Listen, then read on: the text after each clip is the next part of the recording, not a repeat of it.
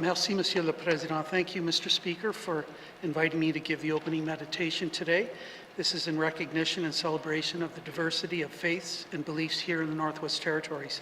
I offer you some thoughts from the Dalai Lama. If you wish to experience peace, provide peace for another.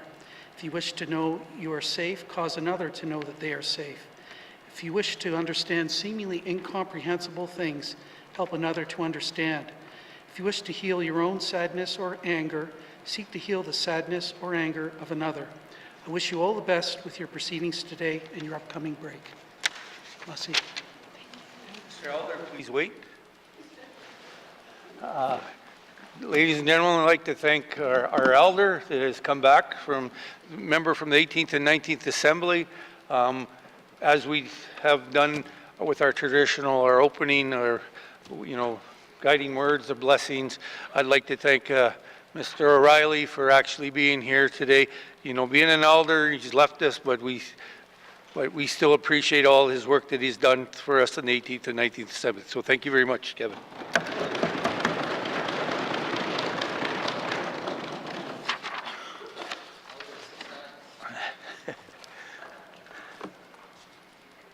Minister statements. Minister for Municipal and Community Affairs. Mr. Speaker, I want to start by congratulating everyone who was nominated for the 2022 and 2023 Outstanding Volunteer Awards. This program was introduced in 1991 to recognize the exceptional volunteers and highlighted the importance of volunteerism in the Northwest Territories. I am proud to say that over 1,000 individuals and groups have been nominated for these awards since that time.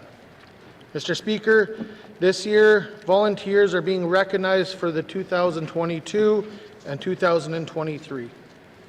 Every nomination is noteworthy on their own, and I want to thank everyone who took the time to submit one.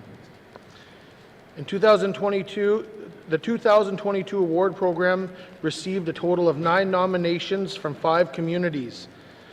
Of these, 2 were in the elderly category, 4 were in the group category, and 3 were in the individual category. I am pleased to announce that the recipients of the N.W.T Outstanding Volunteer Awards for 2022 are Diane Hashi in the category of Outstanding Elder, Nicole Spencer in the category for Outstanding Individual, and the Yellowknife Ultimate Club Board in the category of Outstanding Group.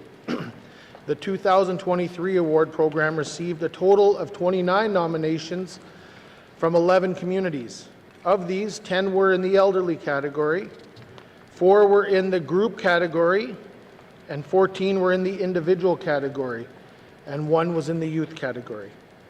I am pleased to announce the recipients of the Outstanding Volunteer Awards for 2023 are Louis Bolio in the category of Outstanding Elder, Caitlin Rubin in the category of Outstanding Youth, and Tiana Herkin in the category of Outstanding Individual, and the Slide Zone Shredders in the category of Outstanding Group.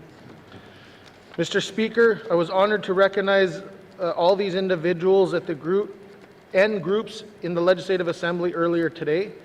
Volunteers help build and support our communities, and I am excited to acknowledge their efforts. The Northwest Territories is more vibrant and resilient with the important contributions from volunteers. To our 2022 and 23 outstanding volunteers, thank you for your contribution to your neighbors, your communities, and the Northwest Territories. I hope that your stories inspire other N.W.T residents to consider volunteerism and give back to their communities like you have. Your tireless efforts to make life better for those around you help make the Northwest Territories such a great place to live. Thank you, Mr. Speaker. Thank you, Minister of Municipal and Community Affairs. Minister statements. Minister for ITI. Thank you, Mr. Speaker. Mr. Speaker, earlier this month, the 20th Legislative Assembly affirmed its commitment to building a strong economic foundation. We live in a digital world where so much economic potential exists in digital economies because, for starters, that is where consumers are. Today, consumers purchase more goods and services online, looking for more convenience through e-commerce and expecting more personalized offerings. Today, there is a much greater need for businesses to have a strong online presence and tap into market spaces, into living rooms, down the street, beyond our territory, to other areas of Canada and even internationally. Prosper N.W.T, formerly the Northwest Territories Business Development and Incentive Corporation, plays a lead role in helping N.W.T businesses pursue these opportunities and adopt new and emerging digital technologies to increase their competitiveness. Prosper N.W.T has partnered with the Government of Canada to deliver the Canada Digital Adoption Program and revamped its contribution program to offer matching funds with the Accelerate Digital Adoption Projects for Tomorrow Fund, aptly known as ADAPT.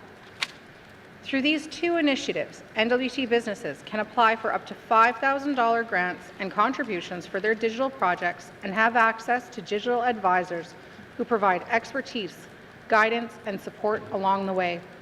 These programs have already helped over 50 N.W.T businesses expand their digital footprint. Mr. Speaker, today I'm thrilled to announce that Prosper N.W.T has secured an additional $534,000 over 3 years from the Canadian Northern Economic Development Agency to bolster digital adoption. This additional investment will continue to help businesses with their digital transformation, as they can now apply for up to $12,500 for their digital projects.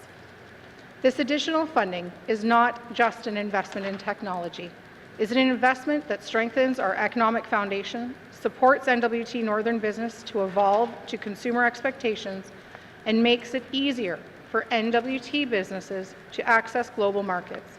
We are supporting businesses to lay down the infrastructure needed for more connected, innovative, and competitive economic presence.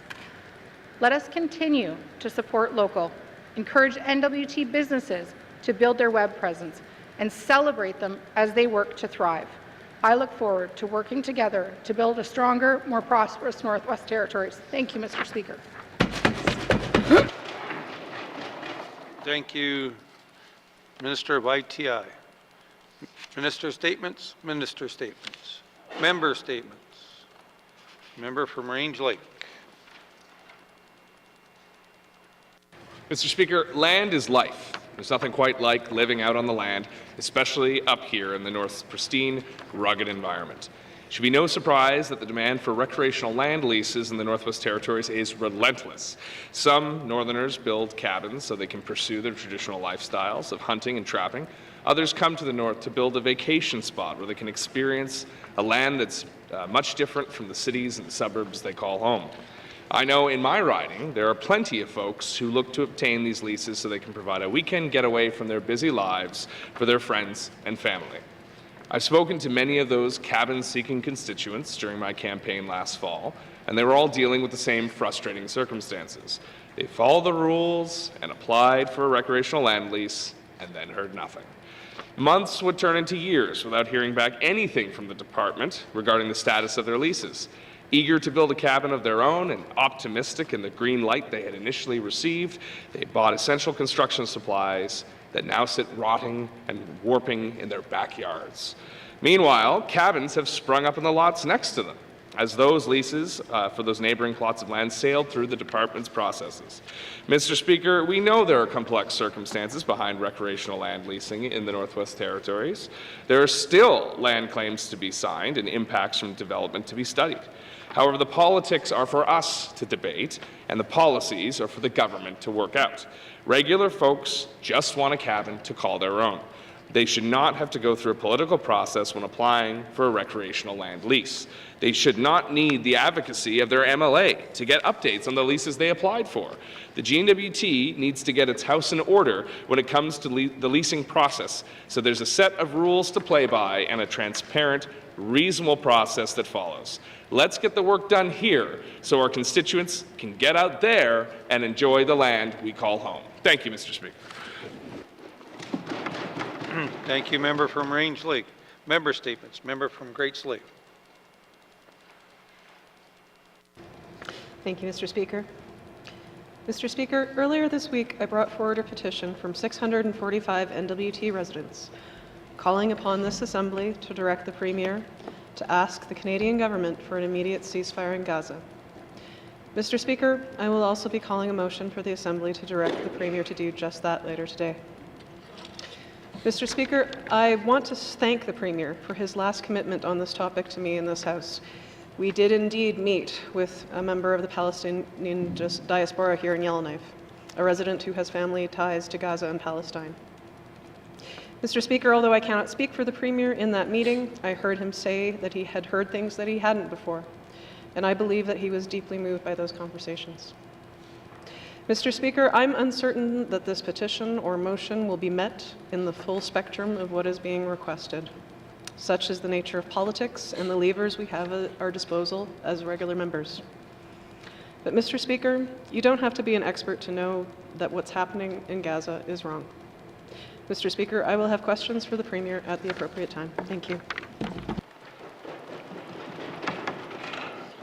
Thank you, member from Great Slave. Member statements. Member from the Sawtooth.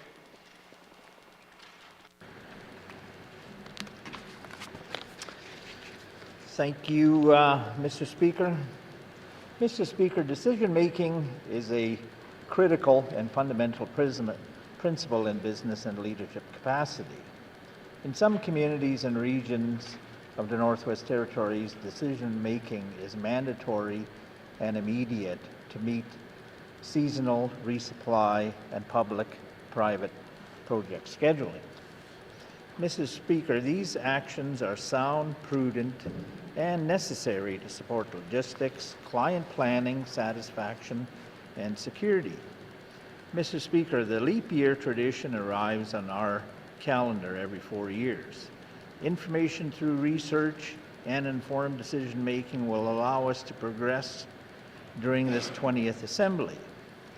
Since the November 2023 elections, the newly elected MLAs focus on decisions. This process is working to fill our government's vacancies to boost our concerning economy. The potential is both real and imminent, Mr. Speaker.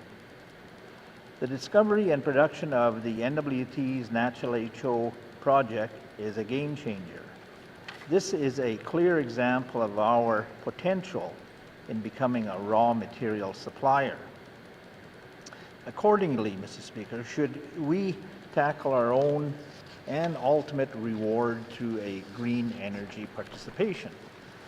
Mr. Speaker, let us not overlook this thoughtful process, but take an ambitious, aggressive position to continue the momentum.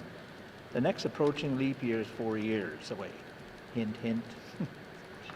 We need decision-making to meet targets, priorities, departmental objectives during the term of this Assembly, and I look forward to moving the envelope for a more prosperous one. Masicho, Mr. Speaker.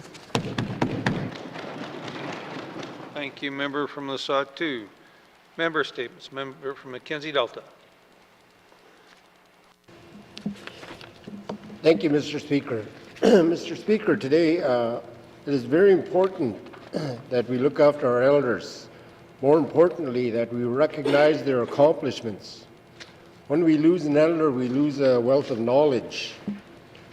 Mr. Speaker, today I'd like to bring your attention to two Gwich'in elders who have reached a milestone in their lives.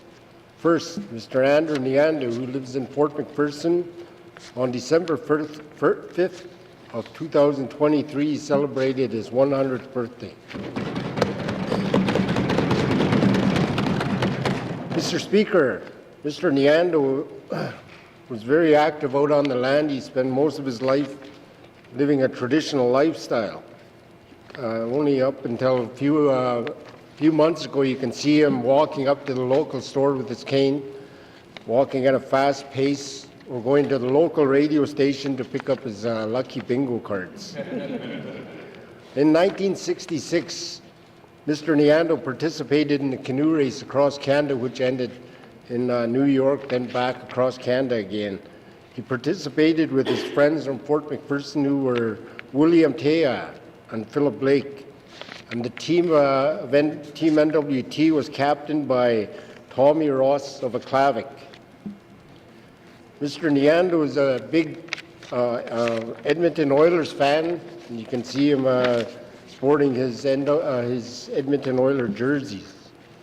Mr. Speaker, the second Gwich'in elder that I would like to recognize is Rose Potts, who lives in Pinter Creek, Alberta. Ms. Potts was born on the Peel River on March 4th, 1923. Rose is the daughter of William and Mary Firth. Her grandparents are John and Margaret Firth. Rose moved away from Fort McPherson at a young age and soon thereafter married. On the Blackfoot Nation, she gave her life to service the people. She was a nurse, life skills coach, and served on many councils and boards across Canada. Mrs. Potts' greatest quote is, "You have to care about people to work with people." Ms. Potts is fluent in the Gwich'in language. Mr. Speaker, I would like my colleagues to join me in wishing these two beautiful Gwich'in elders a very happy 100th birthday, and may the good Lord continue to bless them both with continued good health. Thank you, Mr. Speaker.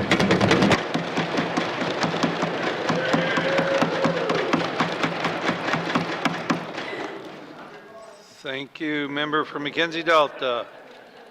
Member statements. Member from Yellowknife North.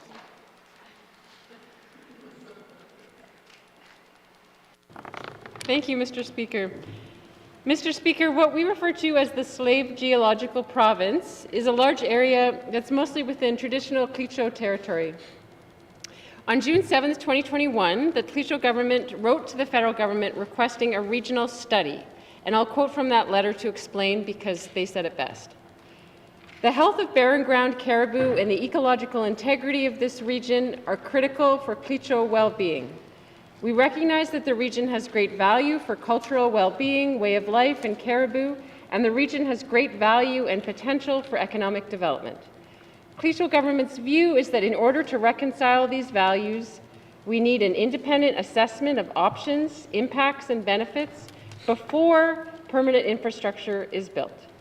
Permanent infrastructure, such as the Slave Geological Province Road proposed by N.W.T, would irreversibly change the region. Starting to build a road or major infrastructure without working together to develop a common vision and without the information needed to inform wise decisions risks long delays, lost time and money, severe impacts on wildlife and the environment, and missed economic opportunities. There is only one chance to get it right. End of quote. So it took nearly 2 years, but the federal minister finally responded in February of 2023, agreeing to set up the regional study. Since then, there have been discussions about a governance structure, but no work on the study has yet started.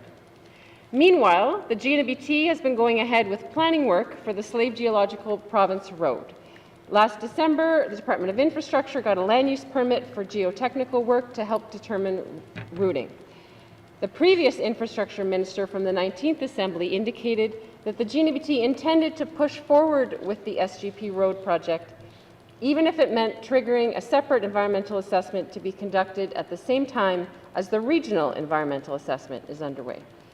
Mr. Speaker, like the phrase, "death by 1,000 cuts," the integrity of our land and our caribou is weakened by one little cut at a time, and we don't see the overall cost when we look at each cut in isolation. There's tremendous value in looking at the region more holistically and waiting for the recommendations from the regional study before we irreversibly change such an important region. Thank you, Mr. Speaker. Thank you, member from Yellowknife North. Member statements. Member from Boot Lake. Nuvik Boot Lake. Thank you, Mr. Speaker. Mr. Speaker, to quote my friend from Yellowknife Centre, in the 84 days we have been in office, Mr. Speaker, it's clear to me that there is much work to be done. We are dealing with addictions in every region of our territory. Mr. Speaker, our health system is strained, a shortage of nurses, doctors, and a medical travel department that has become increasingly overburdened. A housing crisis that continues to plague each region, with long wait lists for public housing and lack of available market rental units. We have an economy that is stagnant and an industry across all sectors that needs our support. Mr. Speaker, I'm fortunate to work with an amazing group of passionate MLAs who are willing to take on all the issues that we're facing. We have a cabinet that is a mix of experience and new creative energy that seek a collaborative approach to solve all the issues that we face. Mr. Speaker, we must look to our Indigenous governments to partner and to find a way to collaborate and work together. Mr. Speaker, in my region alone, the Nunavut Regional Corporation are building homes, they're purchasing land, they're building homes on the land they own, they're hiring their own dental hygienists and coordinators for dental care, Mr. Speaker. They're developing a major gas project for the region as we speak, Mr. Speaker. Just recently, they have piloted a program where they will provide medical escorts for beneficiaries who have been denied by medical travel for that service, to ensure that patients have the important cultural support when making these trips. The Gwich'in Tribal Council in Nunavut are developing renewable energy projects in the region. They recently hired a Director of Infrastructure and are also in the process of building homes on GTC-owned land, as well as looking to purchase other lots to develop homes, Mr. Speaker. The Indigenous governments are leading the way. During my campaign, I spoke of a whole-of-community approach to deal with the important issues we face. We need to look at a whole-of-government approach, Mr. Speaker, to work together with NGOs, Indigenous governments, municipal governments, to find a way to effectively face these challenges as a whole, Mr. Speaker. Thank you. Thank you, member from Boot Lake. Member statements. Member from Tuna-Day-Willity.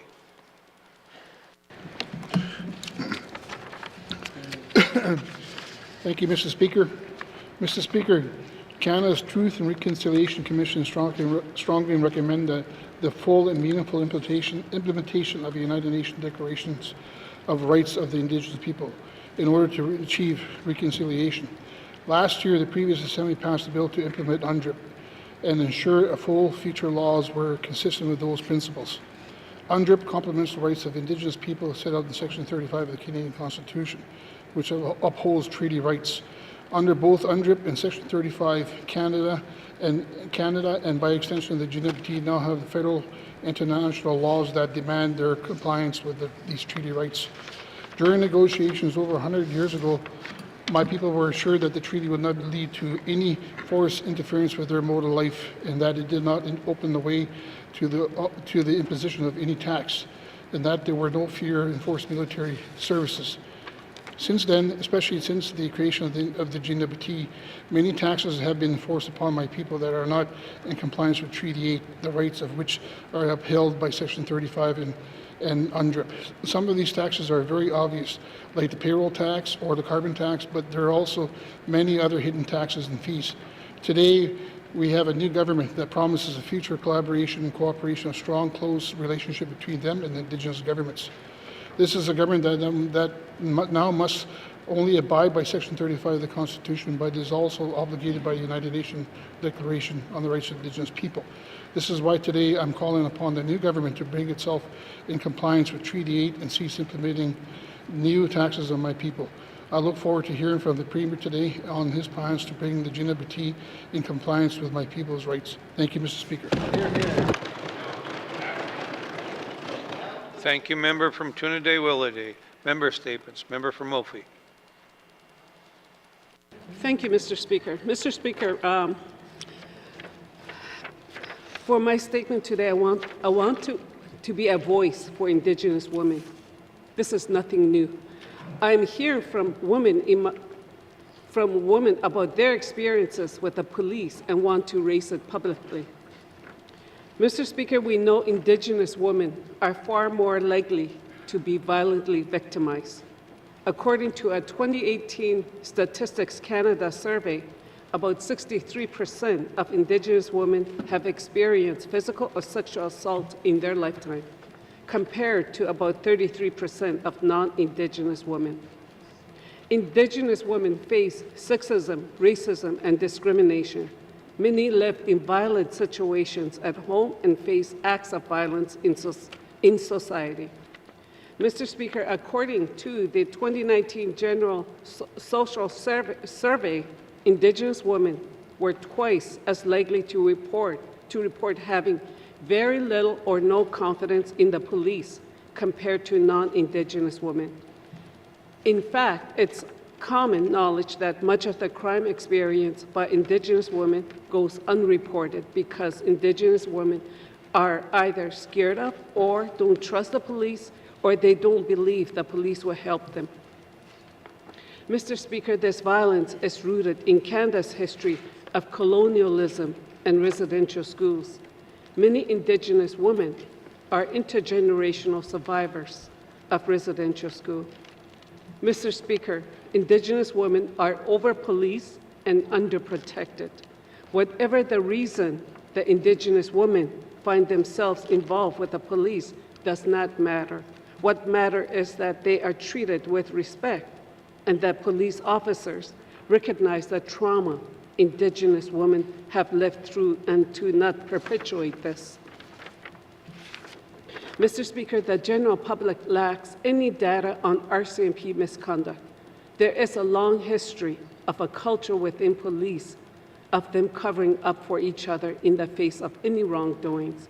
This needs to change. In closing, Mr. Speaker, I hear of women having their hair pulled, their wrist fractured by excessive force of the police. These kinds of physical acts can trigger Indigenous women. Many women are fighting for their own survival in life, and they shouldn't have to do that with the police. This use of force is unacceptable, Mr. Speaker. We need to ensure that the police in the N.W.T build trust within Indigenous women and protect them. Merci. Thank you. Member from Mofi. Member statements. Member from Decho. Thank you, Mr. Speaker. Mr. Speaker, today I want to speak about the importance of elders and seniors within our community, families, culture, and our overall society. Mr. Speaker, the generations of today stand on the shoulders of those that came before us. In Dene culture, Mr. Speaker, and in many other cultures, our elders have historically been our knowledge holders, our knowledge keepers, and they provide guidance on the cultural ways and protocols. Those who respect the elderly pave their own road towards success. That is an African proverb. An elderly person at home is like a living golden treasure. That is a Chinese proverb. A youth that does not cultivate friendship with the elderly is like a tree without roots. That is a Central African proverb. We all can't walk on one path, but we can all work together as our people for our children and for the future. That is a Dene proverb from a Dene elder in N.W.T. It's like the old adage goes, Mr. Speaker, that if we do not want to repeat the same mistakes of our history, then we must learn from our past. And who better to learn from regarding our history than our elders of today who have lived, breathed, and experienced so much in their lifetimes, especially for Indigenous people who traditionally use oral history to transmit knowledge, culture, customs to the successive generations. Mr. Speaker, it was with utmost importance that we take care of and engage with our elders in a good way, and that we protect them from being forgotten or undermined of their inherent value, because they hold a vast, diverse, and invaluable knowledge that has contributed to the North that we call home. Without the elders who came before us, we would not be here today. At least I know that for me. Without my elders, I myself might not be standing in this house as an elected official today. And for that, I owe them a debt of gratitude and respect for helping pave the way before us. Masi Cho, Mr. Speaker. Thank you. Member from the Decho. Members' statements. Member from Yellowknife Centre. Mr. Speaker, my loving wife is extremely clear on this next point. I cannot carry a tune, and for that, I may even end up calling a point of order on myself, Mr. Speaker, so I, in advance, apologize unreservedly of what may come next. Mr. Speaker, I shall begin. Mr. Speaker, first I was afraid, I was petrified. I kept thinking I could never live without the members on my side. I spent so many sleepless nights thinking about the Simpson government and how it could go so wrong, but that's just wrong, Mr. Speaker, because we're all here to get along. Mr. Speaker, we're back in this great place, and we're here to do the people's business on their behalf. And so when I look to the finance minister, and as she comes along, we worry who's cutting and going to get short in their budget so wrong. Did she cut? Did she slash? Is she stealing the meager pittance from my neighborhood's ridings? Oh no, that's a slash. Oh, Mr. Speaker, is there fury? Is it kindness? We don't know, but we're nervous. But our communities, they will survive. Mr. Speaker, so many of us, as we work hard to support our communities, they know they can trust. As we all agree, all our communities, they must be strong and free. And with that, Mr. Speaker, I'm shutting it down because we must survive even from my statement. Mr. Speaker, I try to bring a little levity even though I cannot sing, and I assure you, by doubling down, my wife is right, as most cases she is. I've never carried a tune, but I love her deeply. But I think that our Assembly, from time to time, as you could poorly see, needs a little smile just to get along, and with that, in our kindest of ways, trying to work together. We need each other to get through these long days, and it is the last day. And I think even the members aside in the cabinet that I may be tough on them from time to time, but I do respect their work and the fact that they have to say no a lot to us. I wish it would be a lot less than they do, but that said, thank you, Mr. Speaker, and thank you to the Assembly for their indulgence. Oh, look at that, my wife's calling, oddly enough. Thank you, member from Yellowknife Centre. Member statements. Member from Frame Lake.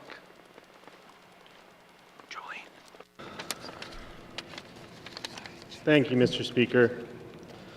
Mr. Speaker, I am both proud and deeply saddened to rise today to speak to the memory of my dear friend Greg Pratt, whose recent passing deeply impacted many residents of our community, his hometown of Victoria, and the various lives he touched in between.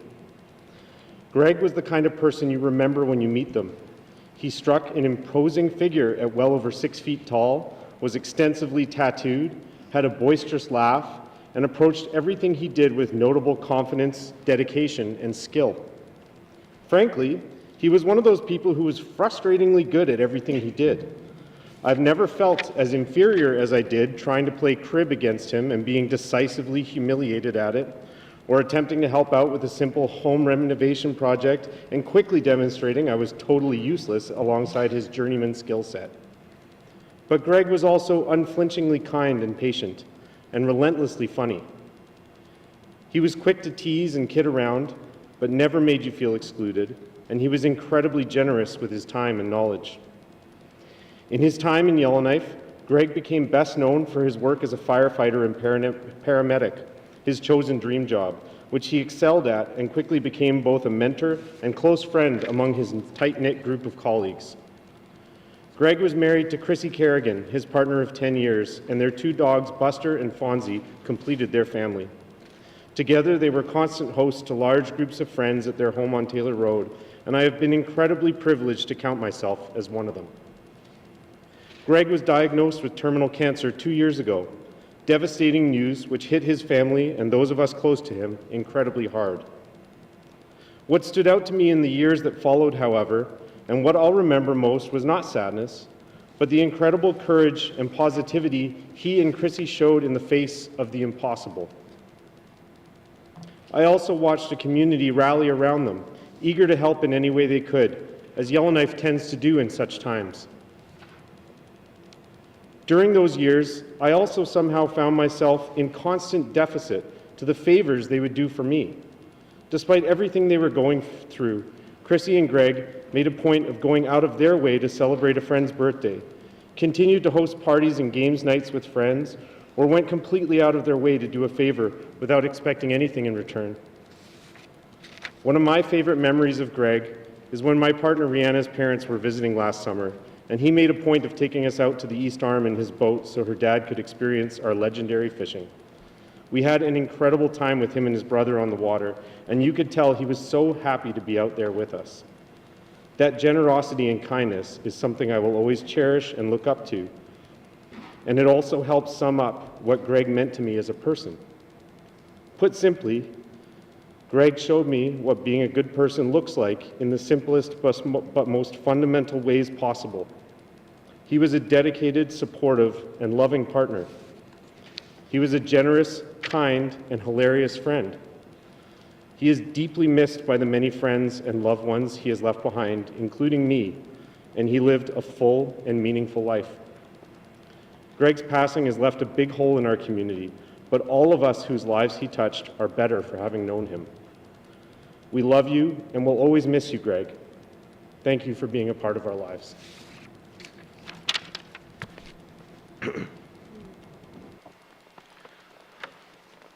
Our condolences go out to the family and friends. Member statements. Today is going to be a hard one for me, as I do a celebration of life for Isidore Simon. I was very fortunate to call him and Lucy Mom and Dad. He was born on November 7th, 1945 in Rochelle River, N.W.T. to Charlotte Simon and David King. Isidore was raised in Rochelle River by Joseph Jerome and Charlotte. Isidore had TB at a young age. When he was released from the hospital, he lived with the dermals. While taking care of him, Isidore lived there until he was forced to relocate to Fort Res Solution after the school burnt down. Isidore was taught his traditional skills, hunting and trapping, by his stepdad, Joseph Jerome. Isidore was a traditional and humble man who loved being on the land. He was at his best being close to Mother Nature. He was proud of his lineage. As a young man, he enlisted in the Navy, and he was away for a few years. Isidore always worked hard and had many jobs over the years. His last job was with the Power Corp in Jean Marie River as a plant supervisor/operator. Even after he retired in 2004, Isidore continued to do odd jobs to make ends meet. Like some people, he had addiction problems with alcohol, but he decided to address his addictions head on. He attended a treatment center in Bonnyville, Alberta. After completing the program, he spent his remaining days sober. During his sobriety, Isidore would often go to the bar to visit his friends that he always kept close, and it never bothered him. As a strong, resilient man, Isidore won his battle with addictions. Isidore had 2 children, Christina and Millie, from a previous relationship. Several years later, he met the love of his life, Lucy Sanguez. At this time, Lucy had 3 children, Ralph, Boris, and Stephanie. In Isidore's fashion, he took them all in as his own and raised them as such. To date, they all consider Isidore their dad. In 1979, Isidore and Lucy got married by the Justice of the Peace. They had 2 more children, Paul and James. In 2007, Isidore decided that he had to remarry Lucy and had it done by a priest. When his granddaughter Brittany Sanguez was born, Isidore fell in love with her and called her his queen, and they had a strong bond. Brett considered Isidore as her dad, and he had many grandchildren whom he loved dearly. He was a family man who never turned away from his family. He taught his children and his grandchildren to be responsible and respectful on the land. Later in life, his boys would always ensure that their parents had traditional food in their freezer. Isidore had many long-term friends throughout his lifespan. It did not matter where Isidore went, he always ran into friends and would like to take time to converse with them in his Denny language. He was proud of the knowledge of both Chippewan and Slavey language. In the end, Isidore battled with throat cancer, and his treatment took a toll on him. In the end, he caught pneumonia, which ended his life at 9:30 a.m. on November 25th, 2023, in the community of Jean Marie, in the loving arms of his beloved wife, Lucy. Dad was the backbone of the family, and he will always be deeply missed by all of us that knew him.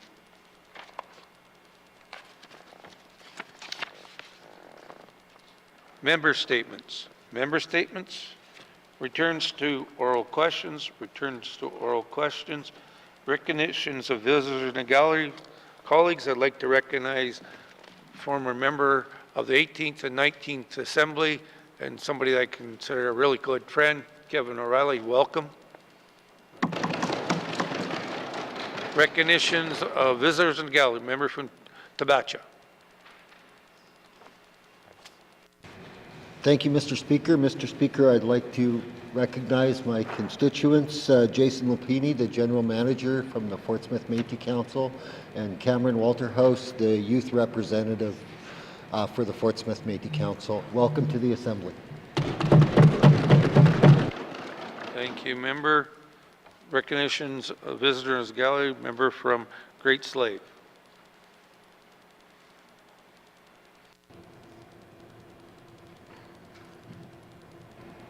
Thank you, Mr. Speaker. I would like to recognize folks who are joining us today for the proceedings from the YK Group for Ceasefire. They are the reason for the petition that you saw earlier this week and the motion you will see later today. Thank you, Mr. Speaker. Thank you, member. Member from Frame Lake. Thank you, Mr. Speaker. I'd like to recognize my most vocal constituent, Mr. Kevin O'Reilly, and also I note his son Renee O'Reilly is in the audience. And if there's anyone else from Frame Lake up there I've missed, I do apologize. I just can't see you here, but thank you, Mr. Speaker. Thank you, member. Recognitions of visitors in gallery. Member from the Sawtooth. Thank you, Mr. Speaker. I too would like to recognize Kevin O'Reilly. I had the privilege of working with him together here during the 18th Assembly. Welcome back to the House there, Kevin. Mussy. Here, here. Thank you, member. Recognitions of visitor gallery. Member for Twin Lakes, Nuvik Twin Lakes. Thank you, Mr. Speaker. Mr. Speaker, I'd like to recognize Shirley Elias. She's a constituent of mine. She's also one of our interpreters. And I'd also like to thank all the interpreters for this first sitting of the 20th Assembly. And I'm sorry if I spoke too fast, and I'll try to remember to slow down. Thank you, Mr. Speaker. Thank you, member. Recognition of visitors in the gallery. Member from Range Lake. Thank you, Mr. Speaker. I'll join in the chorus of my colleagues recognizing former MLA, good friend, Kevin O'Reilly. You think retirement would keep him away, but once it gets in the blood, politics will never leave. So thank you for being here, Kevin. Appreciate your interest. Thank you, member. Recognition of visitors in gallery. Member from Tuniday Willete. Mr. Speaker, I too want to recognize former MLA Kevin O'Reilly. I still remember the days we used to play hockey. And we're still faster. But anyway, Mr. Speaker, I also want to recognize Bertha Catholic, Mark Casway, Mary Sundberg, Mr. Lafferty, all the translators out of here. I want to say, Mussy, you guys are doing a great job. And all the ledge staff and my CA in Fort Resolution, Warren Delorme, and Taylor Pagado. Thank you. Thank you, member. Recognition of visitors in the gallery. Recognition of visitors in the gallery. I too would like to thank all our translators, especially Mary Jane Kazon from Fort Simpson for being here, and all the pages as well. If we missed anyone in the gallery today, welcome to your chamber. I hope you are enjoying the proceedings. It's always nice to see people in the gallery. Thank you. Member, recognition of visitors in the gallery. Recognition of visitors in the gallery. Acknowledgements. Member from Range Lake. Mr. Speaker, I would like to acknowledge my constituents John Hazenberg and Gerda Hazenberg on the occasion of their 55th wedding anniversary. When a couple reaches such an extraordinary milestone, it is worth celebrating with utmost joy and gratitude. After all, 55 years together is an incredible achievement of love and togetherness. Today, I'm honored to recognize John and Gerda and wish them many more years of enduring commitment in a relationship that has withstood the test of time. Thank you, Mr. Speaker. Yeah. Acknowledgements. Oral questions. Oral question, member from Great Slave.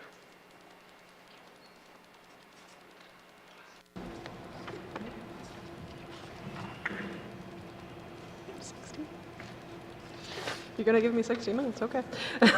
Thank you, Mr. Speaker. Mr. Speaker, I understand that the Premier's position is generally to stay out of international affairs, and that is his prerogative. However, as the territory grows, especially with newcomers from many diasporas abroad, what actions is the Premier comfortable in taking to make them feel welcome and supported in times of hardship? And if he feels that that is the responsibility of the federal government. Thank you, Mr. Speaker. Thank you, member from Great Slave. Mr. Premier. Thank you, Mr. Speaker. So while I have made clear that I do stay out of international politics, of course we have residents in the Northwest Territories who are from abroad, and they are now Northerners, and we want to make Northerners feel welcome. The things that we can do are things that the member is doing herself, acknowledging when people are experiencing hardship, recognizing their concerns, providing support to them when it's necessary, condemning anti-Palestinian racism, anti-Semitism, listening. Mr. Speaker, the member noted that I did have a meeting with her and her constituent, and I heard stories that were moving. She was right, I was moved, and I've thought about that meeting every single day since then. So we need to be kind to each other. We need to recognize that somebody might be going through something that we don't understand. In terms of the official supports, the federal government does provide funding for settlement services for those who are immigrating to the Northwest Territories. But to make someone feel welcome and to help them through hardship, I think that's up to each and every one of us as residents of the Northwest Territories. During my time in this assembly, I've seen a number of tragedies, a number of hard times, and what I've seen is people coming together and people supporting each other, and I think that's what is needed, and I'm willing to do that. Thank you, Mr. Speaker. Member from Great Slave. Thank you, Mr. Speaker, and thank you to the Premier for that. In what ways can the Premier commit to acting on upholding human rights in Gaza on behalf of the residents of the N.W.T? Thank you, Mr. Speaker. Thank you, member. Mr. Premier.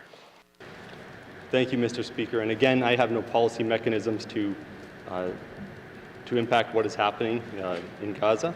But that being said, the Northwest Territories does work with the federal government when it comes to immigration. And so I know the federal government has implemented some changes to their processes. And the Northwest Territories nominee program, which is our side of that immigration process, is doing what it can to expedite or help expedite applications for those who are coming from impacted regions. Thank you. Oral questions, member from Great Slave. Thank you, Mr. Speaker, and thank you to the Premier for that. Just a comment, really, I will follow up with the Minister of ECE on that program. Thank you, member. Colleagues, remember, comments, if you don't have a second set of questions, a third question, please allow your colleagues to move on. Oral questions, member from Newfoundland Boot Lake.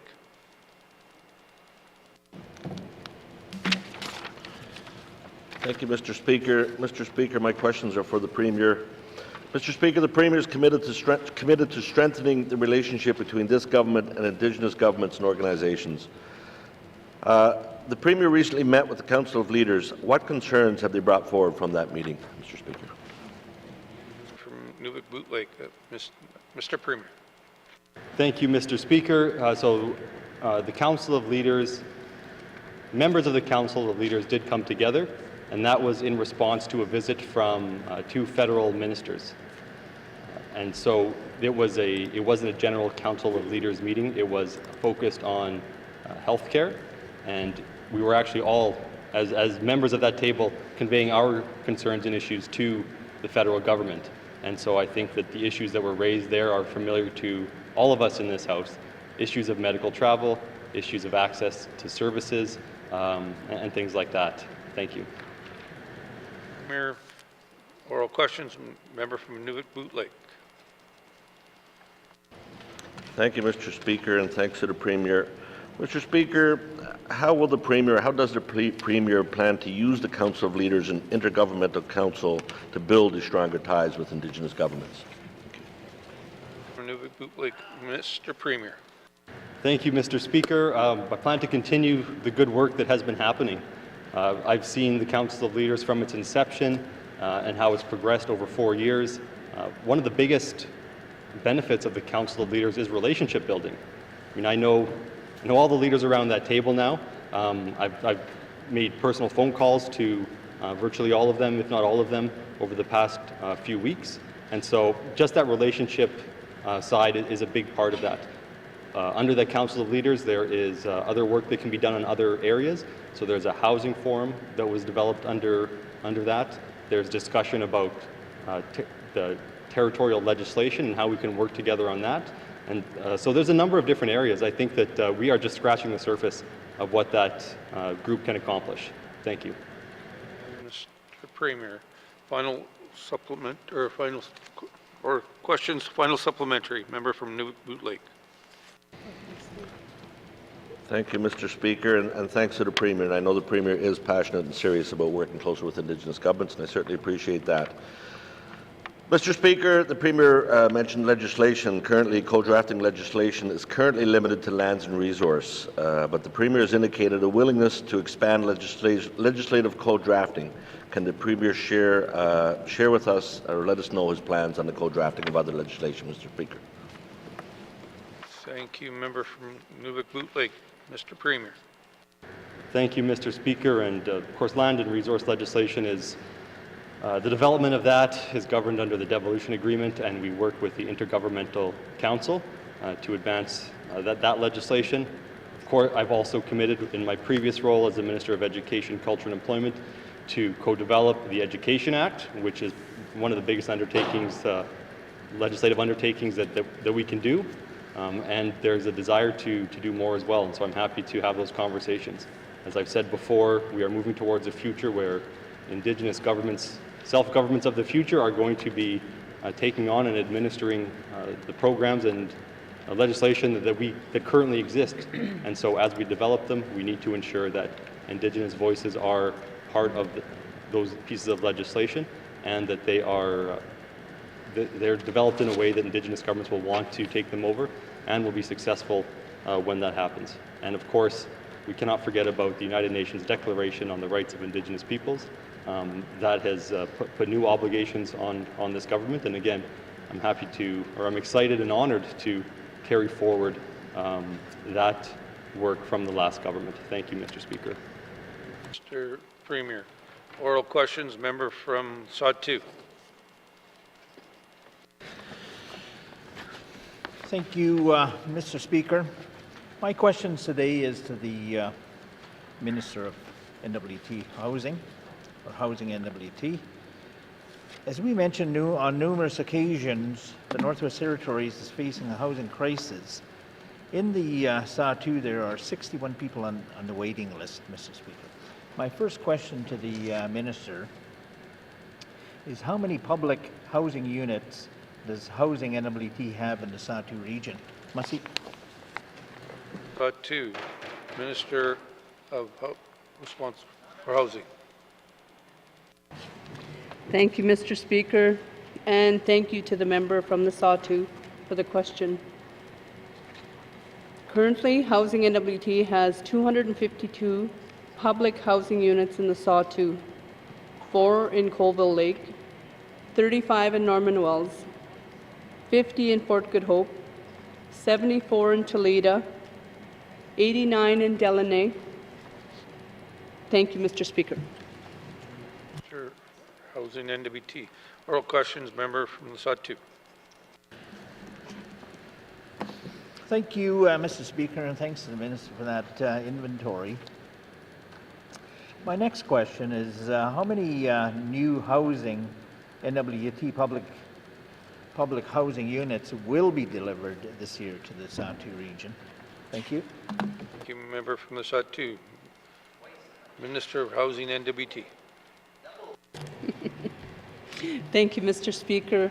And I'm happy to report that Housing N.W.T will deliver a large capital plan involving 20 new public housing units to the communities in the Sawtoo region.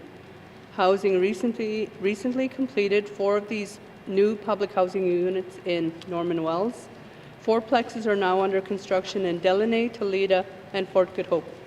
And duplexes are under construction in Colville Lake and Toledo. Thank you, Mr. Speaker. Thank you, Minister of Housing N.W.T. Oral questions, member from the Sawtoo. Thank you, Mr. Speaker. There seems to be more good news here. Hopefully it's not like leap year and we get these numbers here the next 4 years. Thank you, Mr. Speaker. My third question to the Minister is, what is Housing N.W.T doing to plan for the transportation difficulties like last year's low water on the Mackenzie River or poor road conditions, particularly the low water season?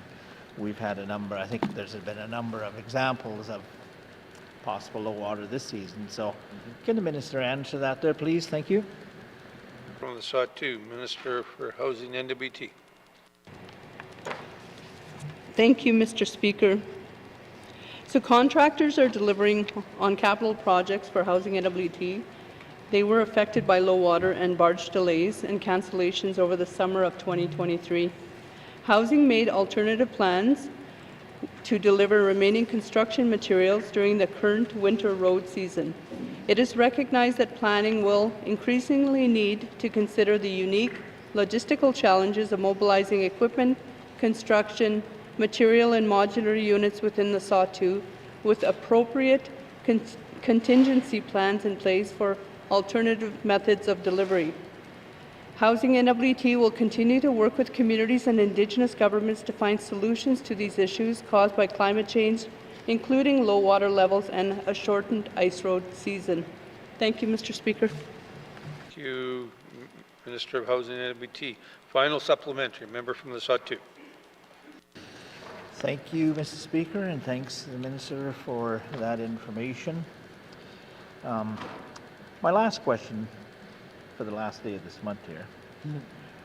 What work is Housing N.W.T doing with the Sawtoo Secretariat Incorporated and the only government in Northwest Territories, the Delaney government, to increase housing in the Sawtoo? Masi. Thank you, member from the Sawtoo, Minister of Housing N.W.T. Thank you, Mr. Speaker. Housing N.W.T is active in working with Indigenous government partners in the Sawtoo region. Both the Sawtoo Secretariat and the Delaney government are participants in the N.W.T Housing Forum, which is currently co-chaired by Housing N.W.T and the Yellowknife Dene First Nations. Housing N.W.T has an intergovernmental agreements on housing with both the Sawtoo Secretariat and the Delaney government on housing. These arrangements address matters including how we work together, share information, and maximize our joint efforts on housing. Under the SSI Memorandum of Agreement, we can put together housing working groups with each Sawtoo community. The working group with Fort Good Hope through the Casho-Gotene Housing Society is particularly active and has resulted in collaboration on home repairs and in other areas. Under a separate MOU with the Delaney government, Housing N.W.T has been able to work with the Delaney government to contribute to the renovation of housing units associated with the Community Health Centre, to share building plans and discuss opportunities around market housing, and to make surplus property available to the Delaney government for housing purposes. Thank you, Mr. Speaker. Minister of Housing N.W.T.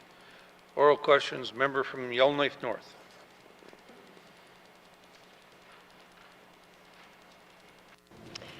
Thank you, Mr. Speaker. My first set of questions is for the Minister of Environment and Climate Change.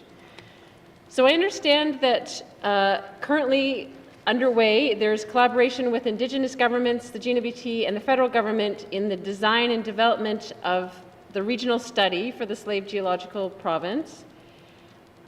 Will there be opportunities for public participation in the design of the regional study, such as the development of terms of reference. Thank you, Mr. Speaker. Thank you. Member for Yellowknife North, Minister of Environment and Climate Change. Thank you, Mr. Speaker, and thank you to the member for the question. In February of 2023, the Federal Minister of Northern Affairs accepted the Tlicho government's request to conduct a regional strategic environmental assessment in the South Slave Geological Province. The study is being led by the Crown Indigenous Relations and Northern Affairs Canada under Part 5.2 of the Federal Mackenzie Valley Resource Management Act. The Regional Strategic Environmental Assessment is anticipated to offer opportunities for meaningful Indigenous and public engagement with participant funding provided by the federal government. Thank you, Mr. Speaker. Environment, Climate Change. Oral questions, member for Yellowknife North. Thank you, Mr. Speaker.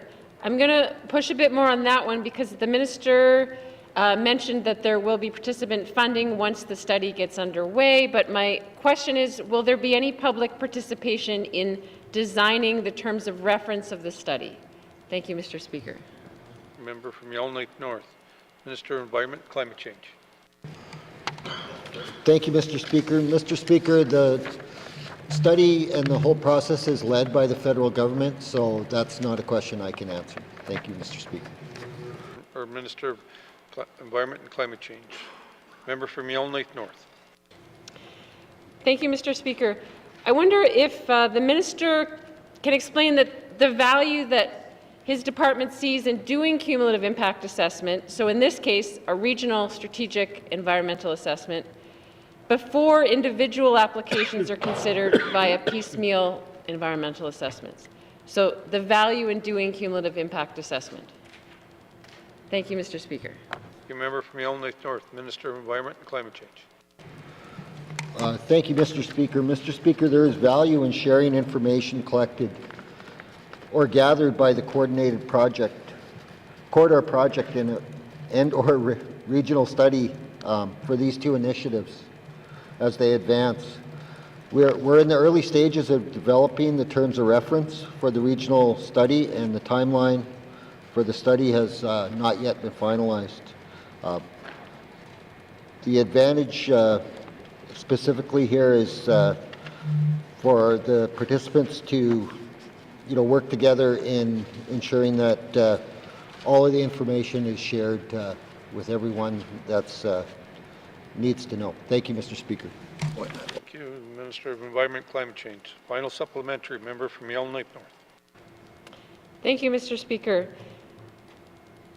I'm wondering what the minister can commit to do in having his department work with the Department of Infrastructure to understand the value of the regional strategic environmental assessment as preparations are made for the SGP road project. Thank you, Mr. Speaker.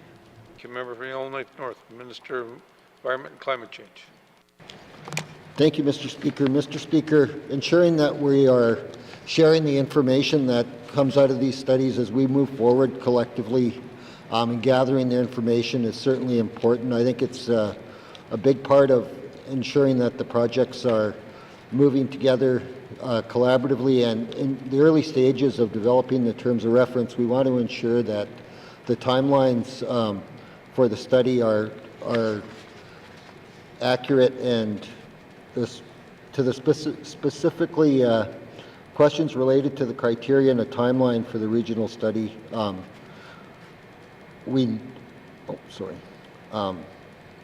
The N.W.T is not, my apologies, Mr. Speaker.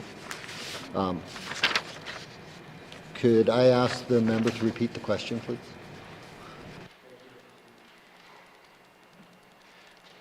Member from Yellowknife North, please rephrase your question. Okay. Thank you, Mr. Speaker.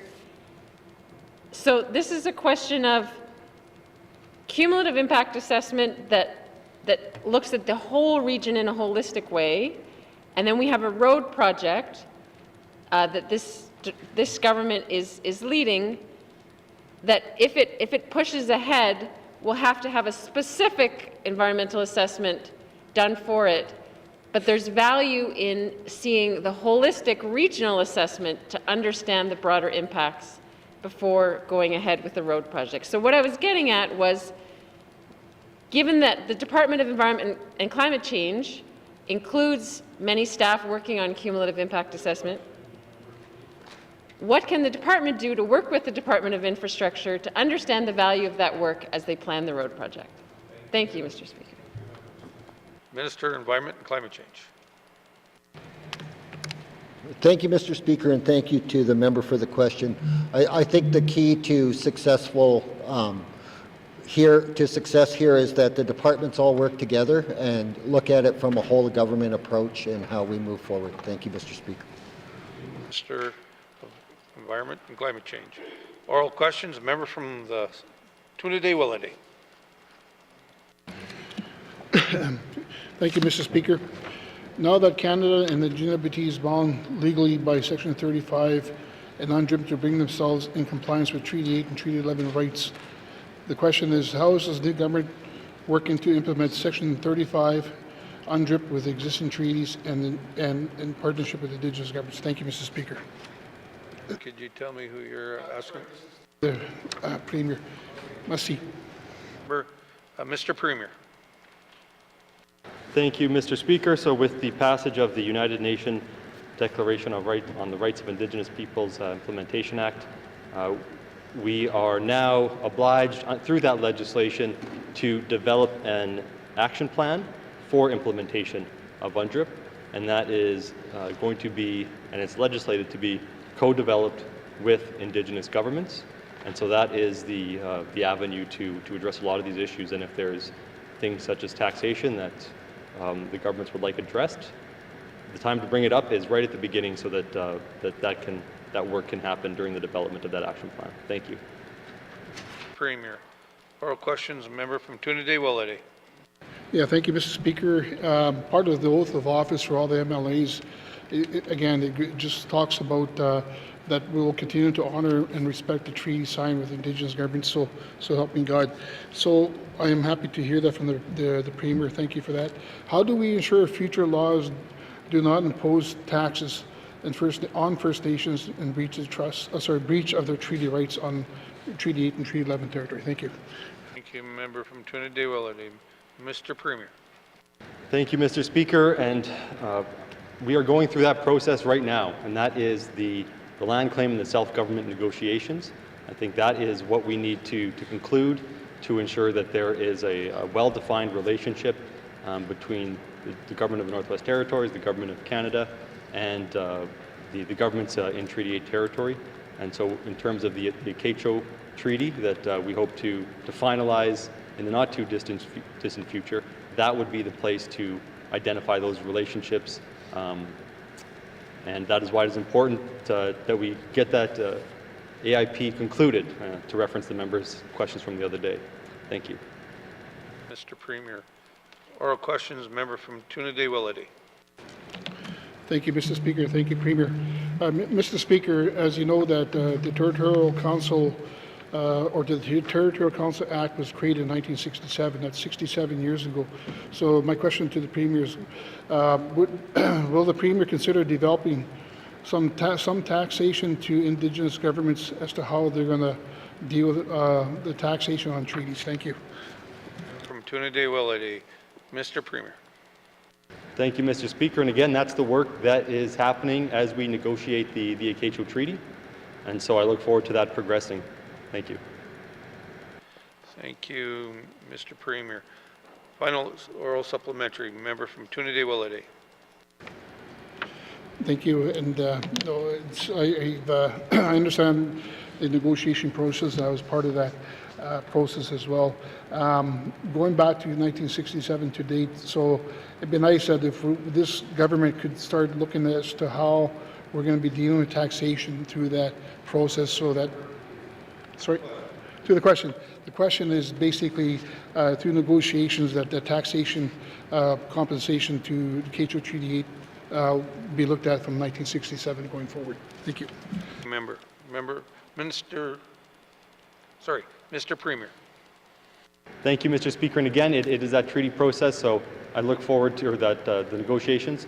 So I look forward to concluding this and being able to, in future assemblies, say yes, those issues have been settled. The issues that the member from Tunade raised back in the 20th, we've dealt with those. We now have the Acknowledgements Treaty, and the Acknowledgements people are exercising their inherent right to self-determination and self-government. Thank you. Mr. Premier. Oral questions. Member from Frame Lake. Thank you, Mr. Speaker. Mr. Speaker, this week we've been seeing in the news about funding to the Spruce Bough lapsing. I wish I had time for 2 member statements, but I know you like to run a tight ship, so I'll get to the question. How does the Premier envision non-profit programs like the Spruce Bough, who deliver critical services on behalf of the N.W.T, fitting into the mandate stemming from the Assembly's priority of increasing access to health care? Thank you, Mr. Speaker. Member, could you tell me, the Premier? Mr. Premier. Thank you, Mr. Speaker, and I don't want to preempt any mandate discussions that we need to have as a cabinet, as a caucus, but non-profit organizations, non-governmental organizations are going to be essential, and they are essential right now, but to the future operation of the territory, they will be essential. They have significant expertise, significant ability, and flexibility to do a lot of the work that we need to get done, and so as we develop that mandate, they will be at the forefront of my mind. Thank you. Thank you, Mr. Premier. Oral questions. Member from Frame Lake. Thank you, Mr. Speaker, and thank you to the Premier for the answer. Certainly, myself and a number of members have been pressuring him about the importance of long-term funding for our NGOs, and I do appreciate his attention to the matter. What are the government's plans to ensure sustainable and sufficient funding for the Spruce Bough program? Thank you, Mr. Speaker. Thank you, member from Frame Lake. Mr. Speaker, or Mr. Premier. Thank you. Thank you, Mr. Speaker. So, of course, the government of the Northwest Territories was providing funding for the operations of the Spruce Bough, and that was federal money that we were using, and of course, we always knew that that funding was going to run out, and so, unfortunately, there wasn't a way to extend that funding, and so we're now at the point where that funding is going to expire. We have found some funding to allow the operation to extend for a few more months to buy us a bit more time. I believe that there are meetings happening maybe today or tomorrow with the most senior government officials and representatives from the Spruce Bough. So there are ways for us to work together, and that is actually the way to go forward. There are opportunities to unlock other pots of funding, find other funding from the federal government, maybe other sources, but we need to work together, we need to share information, and we need to have that same goal in mind and go in the same direction. Thank you. Premier, oral questions, member from Frame Lake. Thank you, Mr. Speaker, and I've said, and I think many members have said before, that what we need our NGOs to be focusing on is doing the work and not necessarily looking for funding, and we do hope to see the N.W.T supporting them in that. Mr. Speaker, just to the point of buying time, I question the Premier. We constantly seem to be caught off guard by these funding pots lapsing that we've known years in advance are going to lapse. So why is the N.W.T failing to plan ahead and ensure long-term and sustainable funding for these critical programs in such a way that we don't have to buy time at the last minute to ensure that they continue? Thank you. Mr. Premier. Thank you, Mr. Speaker. And the government of the Northwest Territories certainly wasn't caught off guard. It was well known that this funding was time limited, but this is not a government of the Northwest Territories program. And so what this does is it highlights the need for closer collaboration with the NGOs. And to my earlier point, for information sharing between the government and NGOs so that these types of situations don't sneak up on anybody. Thank you. Mr. Premier. Final supplementary, member from Frame Lake. Okay. Thank you. Wolfe. Member from Wolfe. Thank you, Mr. Speaker. Questions for the Minister of Health and Social Services. Mr. Speaker, in the 19th Assembly on June 1st, 2022, Motion 54-19, bracket 2, called on the government to improve health care in the small communities. I want to ask the new Minister of Health and Social Services what has been done since that time to improve health care in the small community. Thank you. Minister of Health and Social Services. Thank you, Mr. Speaker, and thank you to the member for that question. Mr. Speaker, we've heard in this House many times from many members, especially the representatives from the small communities, on healthcare in the small communities, and we're going. Not just the Northwest Territories, but Canada has been struggling with healthcare service providers, hiring permanent nursing, permanent doctors. So I think that there has been some work done, and I've mentioned this, working with paramedics into the small communities when needed to make sure that there's access to care. There's been the launch of the 811 service across the territory 24/7 over the phone to a registered nurse to provide residents with immediate health care assistance. Thank you, Mr. Speaker. Minister of Health and Social Services. Member for Mophly. Thank you. Mr. Speaker, since that motion was brought forward, can the minister assure this House that the health care provided in small communities has seen some improvements? Thank you. For Mophly. Minister of Health and Social Services. Thank you, Mr. Speaker. And Mr. Speaker, I can't understate the challenge that we face in the Northwest Territories. And I assure that this House that we are actively working to improve health care. I've had many discussions with my staff. I've had discussions, from what I've heard from other members. And one of the discussions that I have been having is, ensuring that we're looking at the communities and the model that we're providing in the communities. And that is something that I will be focusing on during my time as the Minister of Health, is how, how do we support smaller communities and the residents in those small communities so that they're not having to leave the community as much as they have to, so that they're getting preventative care in the communities. Thank you, Mr. Speaker. Health and Social Services. Supplementary, member from Mophly. Thank you for that.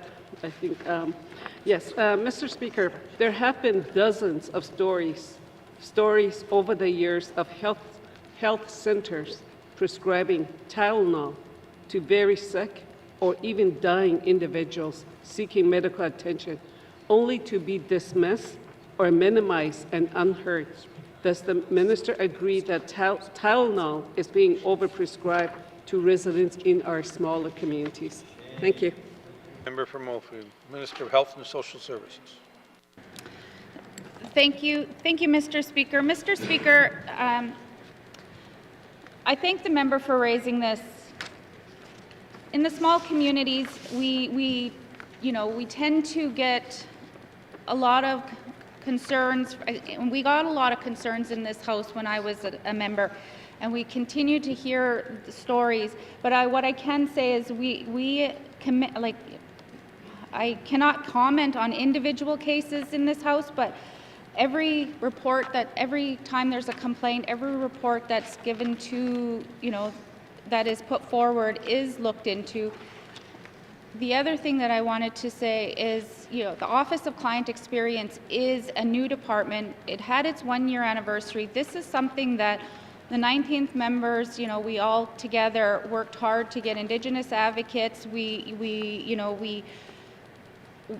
And from that, the Office of Client Experience has also been created so that people in the Northwest Territories can go directly to them when they're having concerns or if they have a complaint, and they can be helped through that. They don't need to go through the MLA to get a consent form. They can do verbal consent through that office. And so I encourage the member to, and all members to ensure that their residents know about the Office of Client Experience. Thank you, Mr. Speaker.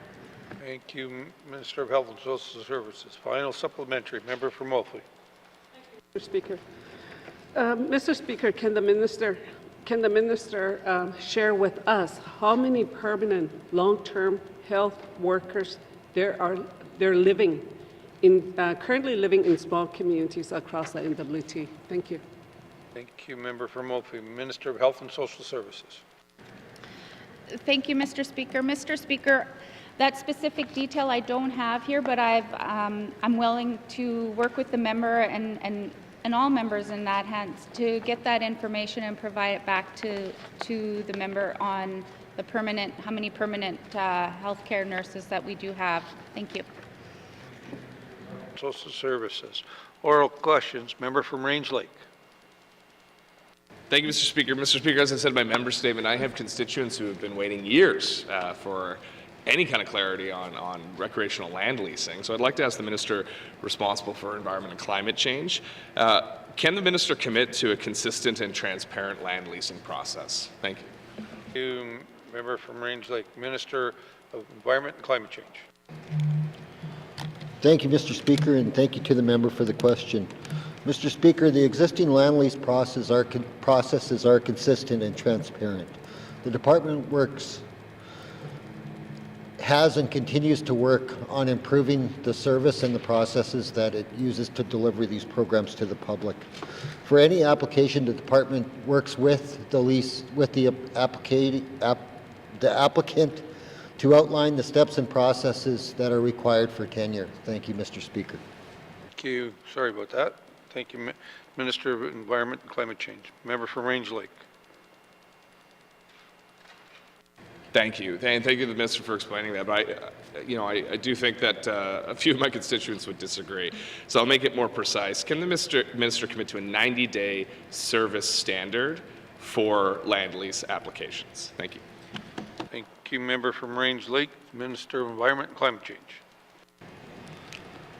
Thank you, Mr. Speaker. Mr. Speaker, the process for land leases requires consultation with the Indigenous governments and Indigenous organizations. And Mr. Speaker, I respect that consultation process, so I will not stand up here and commit to changing the process without proper consultation with the Indigenous organizations and governments. Thank you, Mr. Speaker. Thank you, Minister of Environment and Climate Change. Member from Range Lake.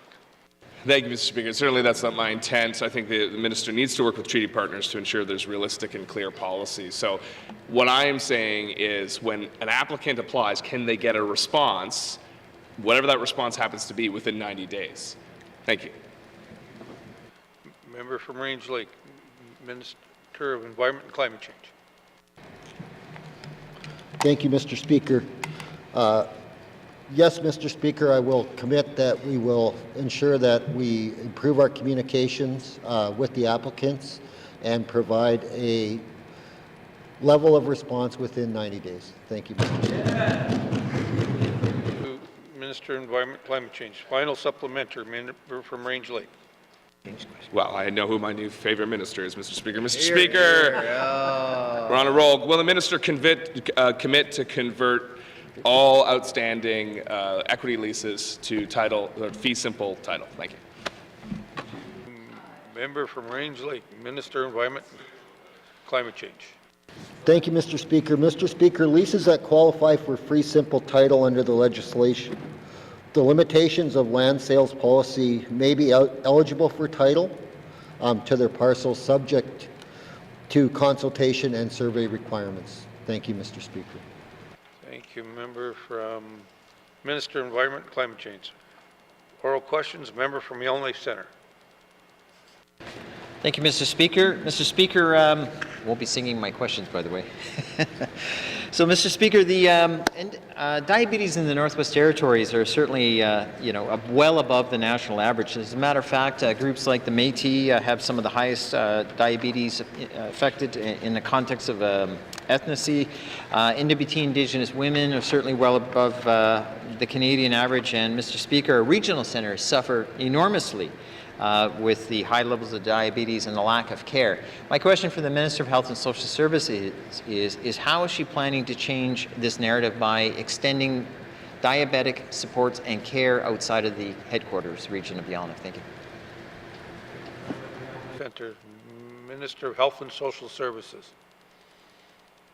Thank you, Mr. Speaker. I'm not sure I understand if the question is the direction from the headquarters, or because in all of the regions we have regional diabetes educators, we have community health representative workers that work with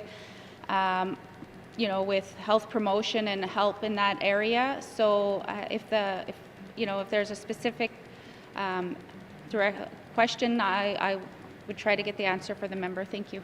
Thank you, Minister of Health and Social Services. Oral questions, member from Yellowknife Centre. Well, it's a two-pronged question, Mr. Speaker. Same question, by the way. But, it's the sense of accessibility to diabetic supports, and without revisiting the earlier questions, it's about wait time, getting a doctor to supply the information in the context of diagnosis and treatment of those supports. So, Mr. Speaker, my understanding is Yellowknife's the only area you can get dialysis and other types of supports for diabetic care. And I'd like to ask the Minister again, is how is she going to expand this type of support services to those communities and regions to ensure they have that type of support? Thank you. Member from Yellowknife Centre, Minister of Health and Social Services. Thank you, Mr. Speaker. Yes, I think Yellowknife has the dialysis for people that are in kidney failure, and I believe that the last term, the member from Hay River South advocated very hard for Hay River to have a dialysis, and that is currently running there. But as for diabetes and services, outside of Yellowknife, the access to diabetes information, the hospitals in Inuvik, Hay River, the health center in Fort Smith, the community health centers, and again, like I said, home care works with a lot of our diabetes patients and the diabetes educators.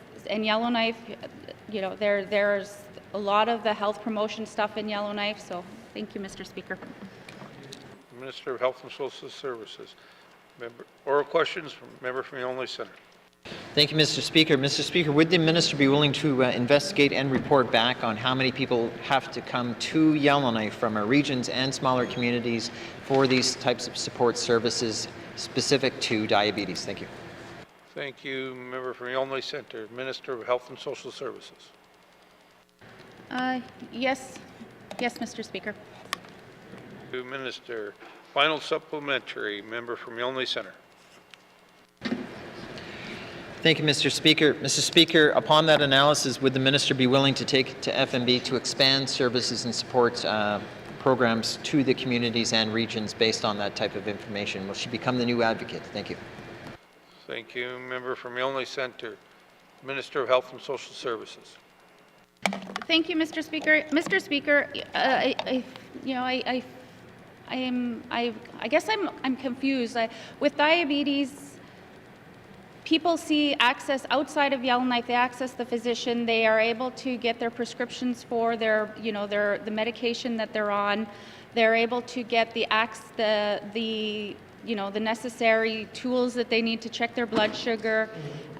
There's many.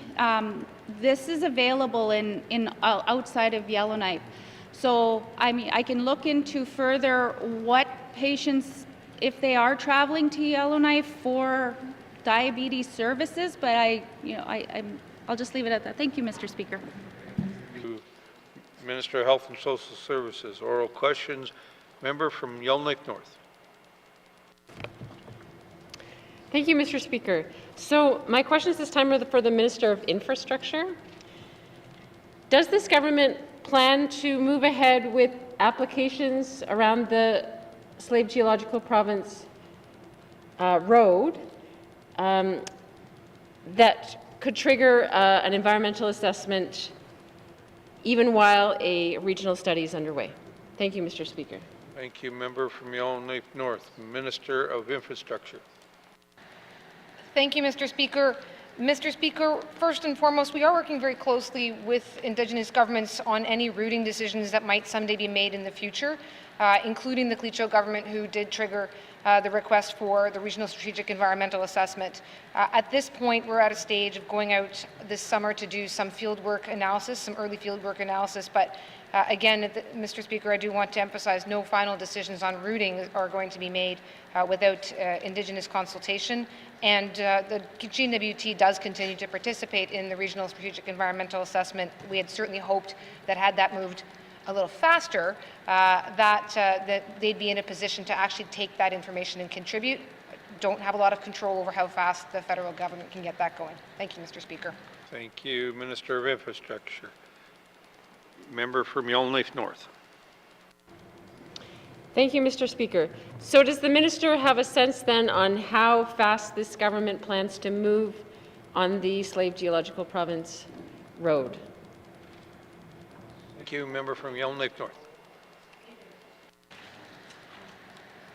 Thank you, Mr. Speaker. Mr. Speaker, we do, as of December, have a Type A land use permit that was issued to us, and with that's just going as far as going up to Lockhart Lake. Now, with that, it was hoped that we could spend this summer beginning some field work assessments, and again, ultimately had been hoping that more would be happening with the Regional Strategic Environmental Assessment. I can say, Mr. Speaker, we have funding right now, federal funding, that goes up till 2028, so that puts a bit of a time crunch on us to advance what has been often spoke of as one of the critical infrastructure projects for the Northwest Territories, and one about which the Clecho government has been very vocal to me in asking how fast and when we can get this moving. So ideally, Mr. Speaker, we are finding a path forward by which the work in the Slave Geologic region can contribute to or be contributed to by what's happening from the Strategic Environmental Assessment, but the timing of that is somewhat out of our hands. Thank you. Infrastructure. Oral questions. Member from Yellowknife North. Thank you, Mr. Speaker. Does the Minister of Infrastructure understand that triggering a separate environmental assessment could cause a lot of duplications with what would already be underway with the regional study? Thank you, Mr. Speaker. Member from Yellowknife North, Minister of Infrastructure. Thank you, Mr. Speaker. And Mr. Speaker, it's certainly, again, it's certainly, I think, our hope, my hope, shared hope on this end that that's not going to be the case. As I indicated, we had been initially hoping that the Regional Strategic Environmental Assessment would get moving a little faster than it has. Had that been the case, the timing of that work would have contributed well to the timing that we were expecting in advance of the 2028 end of funding for us. So again, it's been a couple of years without a lot of progress over on the RSEA front, despite interest. So if that is the case, we may be in a situation where the work we do contributes to the Strategic Environmental Assessment as opposed to the other way around. There's no lack of understanding that there will certainly be areas of overlap in terms of what needs to get studied and what should be studied. And so knowing that, it would hopefully mean that the two contribute one to the other. Thank you. Minister of Infrastructure. Final supplementary. Member from Yellowknife North. Thank you, Mr. Speaker. Can the minister indicate any levers that we have to influence or control the timing of the regional environmental assessment to ensure that it proceeds at an appropriate pace? Thank you, Mr. Speaker. Thank you, member from Yellowknife North. Minister of Infrastructure. Thank you, Mr. Speaker. Mr. Speaker, the government of the Northwest Territories does participate. We are a participant in the process. I happen to have been obviously in the past government, and so saw as that work was getting underway and was present at bilateral discussions with the Clecho government when the two projects were discussed and where the desire to move forward with both was discussed. So as a partner, we can certainly engage with the others involved and see if there's a way to ensure as partners, as one participant, but just to ensure that that everyone knows that there's these two parts going on. I believe that that's true. I will follow up certainly with my department, with my colleague, to make sure that remains true on our side, and that other parties are alive to the different timelines as they go forward. Thank you. Okay, Minister of Infrastructure. Oral questions, member from Range Lake. Thank you, Mr. Speaker. Mr. Speaker, there's a concerning amount of crime on our streets here in the capital. I was at a friend of mine who owns a shop just a couple days ago, and the door was locked. He doesn't trust that people will come in. This is an increasingly poor problem, and I know our Premier has stood on a public safety agenda. That was his pitch as Premier, and we've made that a priority of this government. So how is the Premier addressing the elevated rates of crime that have been increasing since the COVID-19 pandemic? Thank you. Thank you. Member from Range Lake, Mr. Premier. Thank you, Mr. Speaker. One of the main things that I've been doing during this assembly is lobbying my fellow MLAs to also make crime prevention and law enforcement a priority. We wound up with that in our priorities of this assembly, public safety, and so I'm happy to see that, and that will allow us to now move forward, hopefully, with some other initiatives. I meet regularly with the commanding officer of the RCMP. We discuss some of the challenges that they're facing, potential solutions, and I'm always trying to find ways to provide additional support to the RCMP. We've added new RCMP members around the territory, including here in Yellowknife, every year since I have been the Minister of Justice. And again, next year, we will hope to be adding more officers. So I have been working. There's also legislation that I've been looking at to tackle some of the other issues we're facing, the drugs, the drug houses. The reason that we have this crime here is in large part because of the drug problem. And so I want to be able to address the root of that. At its core, of course, the drug problem is a health issue. It's a trauma issue. So we need to get at those reasons as well. So I am looking forward to the mandate development so that I can put into motion some of these issues or some of these potential solutions that I've been looking at over the past few years. Thank you. Premier, oral questions, member from Range Lake. Thank you. Thank you to the Premier. Thank you, Mr. Speaker. And I agree with the Premier. We need to have a combination of things that address the root causes and things that keep our streets safe. Premier mentioned new legislation tools that can be provided to the RCMP. What are those? Thank you. Range Lake, Mr. Premier. Thank you, Mr. Speaker. And I've spoken extensively about some of these tools. One of the main ones is the Civil Forfeiture Act. So right now, if someone is suspected of committing a crime and they have some money on their person that is seized, but they are not convicted of a crime, that money goes back to them, even though everyone and their dog knows that it came from selling drugs.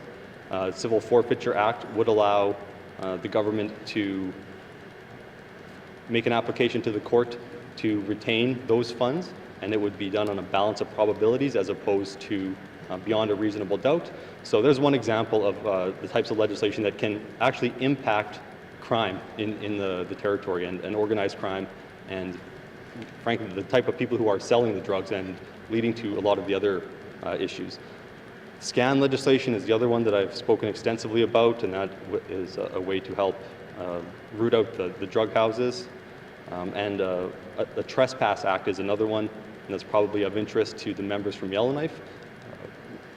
Many times the RCMP get a call, there's someone who's causing a disturbance in an apartment, but they have no authority to remove that person because we don't have a Trespass Act here. So those are the three primary pieces of legislation. Thank you. Oral questions, member from Range Lake. Thank you, Mr. Speaker. Thank you to the Premier. I look forward to seeing those pieces of legislation. As public safety is a priority of this Assembly, the Premier will the Premier arrange a briefing for the Standing Committee on Accountability and Oversight with the RCMP Commander of the Northwest Territories, so we can speak, so that all members of this House can receive the same level of information and detail and express our concerns? Thank you. member from Range Lake. Mr. Premier. Thank you, Mr. Speaker. I got to say I'm a little surprised that the committee hasn't done that themselves. They have the full authority to make that offer or reach out to the RCMP, and I know that the commanding officer would be happy to appear and have those discussions. So I can pass along the message, but what I recommend is that the committee actually write a letter and ask for that meeting. That way you start building a relationship between the committee and the commanding officer. If I act as a go-between, I'm just kind of passing notes back and forth. Thank you. Mr. Premier, final supplementary, member from Range Lake. Thank you, Mr. Speaker, and fair enough. Will the Premier commit to hosting a town hall, or joining me in hosting a town hall meeting where we can discuss public safety concerns with business owners in Yellowknife, with people who live in my riding, so he can hear their safety concerns firsthand? Thank you. Member from Range Lake, Mr. Premier. Thank you, Mr. Speaker. That sounds like an invitation to the members' constituency meeting, and so I'm happy to accept. Thank you. Premier. Oral questions, member from N.W.T. Lake. Thank you, Mr. Speaker. Mr. Speaker, following up on the questions from my honourable colleague from Yellowknife Centre, during my campaign, it was brought to my attention from people struggling with diabetes that N.W.T. indeed does not have a dialysis machine. I believe there are 2 in Yellowknife and 1 in Hay River. Would the Minister of Health and Social Services commit to having that equipment in N.W.T. as well? Thank you, member from Boot Lake. Minister of Health and Social Services. Thank you, Mr. Speaker. Mr. Speaker, having the dialysis equipment in N.W.T., we have a lot of people that might need, that have kidney disease, but not all of them. And then I think in the territories that we have 568 residents living with some degree of kidney disease, and then 87 clients with stage 4-5 renal disease. And those are the people that are potentially, if not already, on dialysis. Yellowknife has a capacity for a certain amount. Hay River, I think, they are at capacity now. And what I'm willing to do for the member is to review how many clients in Inuvik or in the Beaufort Delta that would require dialysis. Thank you, Mr. Speaker. Minister of Health and Social Services, member for N.W.T. Lake. Thank you, Mr. Speaker, and thank you to the Minister. Mr. Speaker, if there's one person that requires dialysis, I think that warrants enough to have a machine up there. My understanding is the cost of the machine is not the issue. It's not super expensive, but I also understand that if you are diabetic and you live in Inuvik, you have to move if you require dialysis. It's simple as that, Mr. Speaker. Mr. Speaker, I understand that one of the issues is that we use agency nurses and local nurses, and you can't always be guaranteed that the nurses coming in are qualified to actually use that equipment, and that is one of the issues that we're facing. Can the Minister, given her background, of course, confirm if that is indeed the case, or if that's something that others can be trained to do? Thank you. For N.W.T. Lake, Minister of Health and Social Services. Thank you, Mr. Speaker. Mr. Speaker, I want to be clear. Diabetes is a disease on its own. Kidney disease is a separate disease. It affects the kidneys, and it's not, it's not the same. So although we have, on one hand, we have lots of people with diabetes, and yes, we do need, and we have those supports in all the communities, like the testing, the medication, but for dialysis, there's other options as well, like there's peritoneal dialysis, which we do have, I think, 3 patients in the territory. They don't have to move to Yellowknife because of the level that they can do that at home, and they're supported by, to do that. So that's why I said I would commit to, to try to figure out how many people in the Beaufort Delta have kidney disease, and if they are, how many are stage 4-5 that may require dialysis in the near future. If we have a whole bunch of people that are, coming towards needing dialysis in the future, then that would be something that we can look at. It's not just the machine, it is staffing, and it would have to require staffing and the facility, and the member knows our facility in Inuvik, as there's not any space in that facility, so, we'd have to figure that out. Thank you, Mr. Speaker. Thank you, Minister of Health and Social Services. Oral questions, member from N.W.T. Lake. Thank you, Mr. Speaker, and yes, thank you to the Health Minister. She's certainly more well versed in this than I am. But Mr. Speaker, the person that I did speak with, the constituent during my campaign, had kidney issues and was getting to a point that would likely, there was a good chance, would require dialysis and therefore would have to move. My question still remains, that person was then told that one of the main issues is not the cost of the machine, but actually having the staff to run the machine, and the main reason for that is the fact that we use our nurses. You're not guaranteed when they're coming in if they're trained to do that work. Can the Minister confirm that, please? Thank you. Member from Boot Lake, Minister of Health and Social Services. Thank you, Mr. Speaker. And yes, and I'm glad that the member has, we work closely with Alberta Health Services Dialysis Service to provide this service using their policies and stuff. And they do take training to be dialysis nurses. So it's the same as we have an endoscopy unit. We have to have trained staff to run that endoscopy unit. It's more than just hiring a nurse, and I've said it and I'll say it again, a nurse is not a nurse is not a nurse. Everybody has a specialty, and that's why we struggle in our healthcare providing the right service for the right people, especially in this time where we're shortage of nurses across Canada. Thank you, Mr. Speaker. Thank you, Minister of Health and Social Services. Final supplementary. Okay, member, time is up. Oral questions, written questions. Member from Range Lake.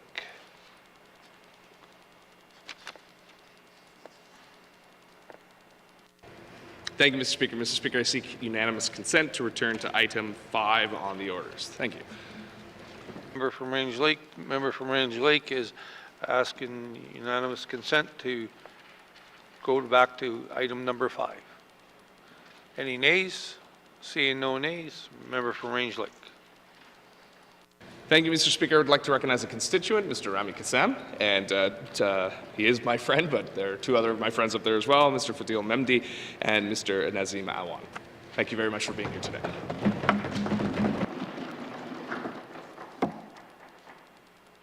Member from Cam Lake.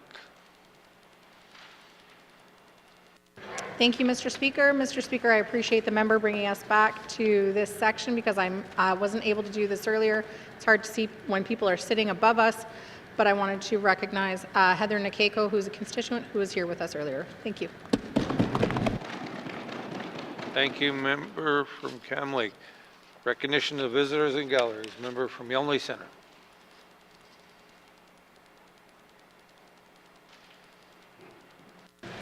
Thank you, Mr. Speaker. I too wish to recognize both Rami and Fadil of Jabaroma. They are great community partners. Their heart and soul is into the city of Yondu as well as its people, and I've seen them on so many occasions be so generous both with their time and money. They're wonderful people, and we're a richer community because we have the 2 of them. Thank you. Member from Yonley Centre.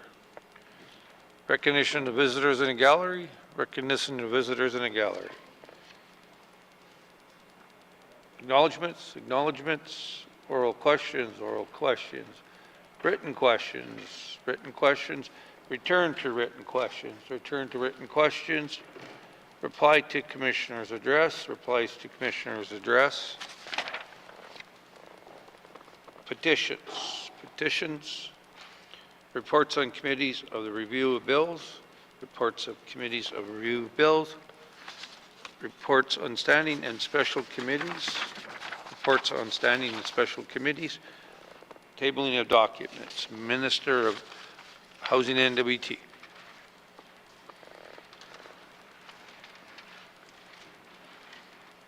Thank you, Mr. Speaker. Mr. Speaker, I wish to table the following 5 documents. Housing Northwest Territories 2022-23 Annual Report, Follow-up letter for oral question 17-20 brackets 1. Elders housing and oral questions 20-20 brackets 1. Arrear collections for elders. Follow-up letter for oral questions 25-20 brackets 1. Housing Northwest Territories Board policy. Follow-up letter for oral questions 34-20 brackets 1. Construction and retrofitting of housing Northwest Territories units, and follow-up letter for oral question 49-20, bracket 1, Yellowknife, Aspen Apartments. Thank you, Mr. Speaker. Minister of Housing and N.W.T. Tabling of documents, Minister of Finance. Mr. Speaker, I wish to table the following two documents: Northwest Territories Carbon Tax Report 2022-2023 and follow-up letter for oral question 45-20, bracket 1, expansion of snare hydro systems with Cleat-Show communities. Thank you, Mr. Speaker. Minister of Finance and tabling documents, Minister of Environment, Climate Change.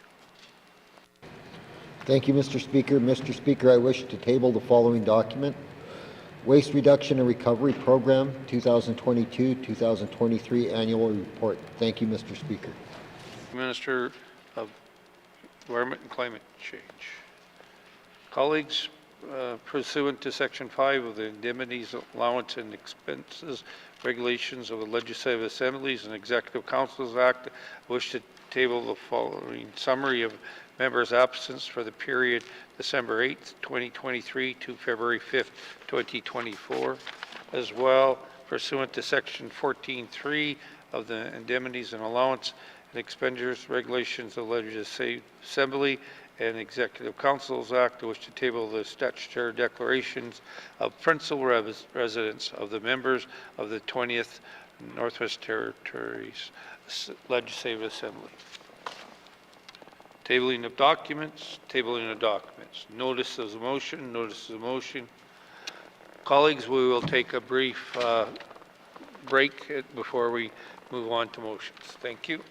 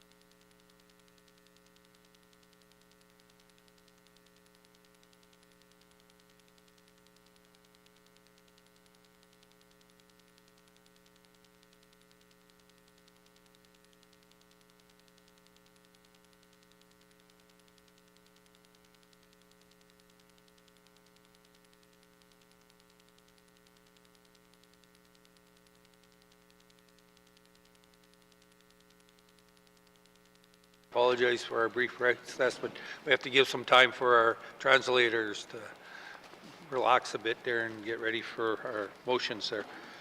Motions. Member from Yellowknife North.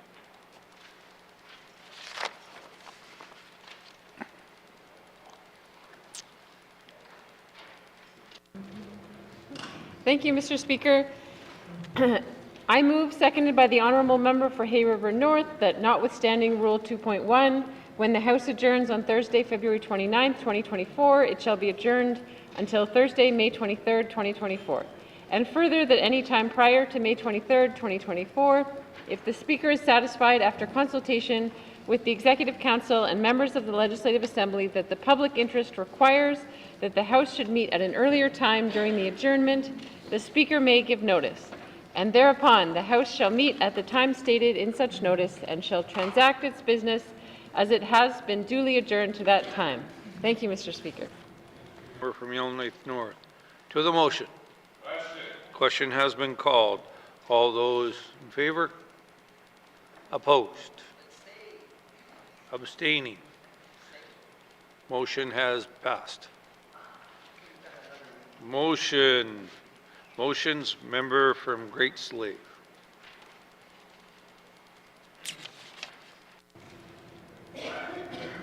Thank you, Mr. Speaker. Whereas the Northwest Territories is made up of many residents with family members and other ties to Palestine, Israel, and the broader Middle East, and attacks on civilians, human rights violations, anti-Semitic violence, and violent dehumanization towards all Israelis and Palestinians have lasting consequences that reverberate around the world, including in Northwest Territories communities. And whereas the Northwest Territories has committed itself to upholding international human rights as declared by the United Nations, and whereas the International Court of Justice has ruled that Israel's actions in Gaza could plausibly amount to genocide, and for Israel to take all measures in its power to prevent all acts that could be against the Genocide Convention. Now, therefore, I move, seconded by the member for Yellowknife North, that this Legislative Assembly condemn all acts of anti-Semitism and anti-Palestinian racism in our territory. And further, that this Legislative Assembly calls upon the Premier to write a letter to Prime Minister Justin Trudeau, Minister of Foreign Affairs Melanie Joly, and Permanent Representative of Canada to the United Nations, Bob Rae, that will call upon the Canadian government to call for an immediate and effective ceasefire and halt to violence by both Israel and Hamas, advocate for the immediate release of all hostages, advocate for and provide funds for unhindered access for humanitarian aid for all those in need in Gaza, and take all actions necessary to fully uphold its obligations under the Genocide Convention. And furthermore, that Northwest Territories Member of Parliament, Michael McLeod, receive a copy of this letter. And furthermore, that the government of the Northwest Territories provide a response to this motion within 120 days. Thank you, Mr. Speaker. Thank you, member. To the motion. Member from Yellowknife Centre. Thank you, Mr. Speaker. I move, seconded by the member from Mackenzie Delta, to amend motion 23 20.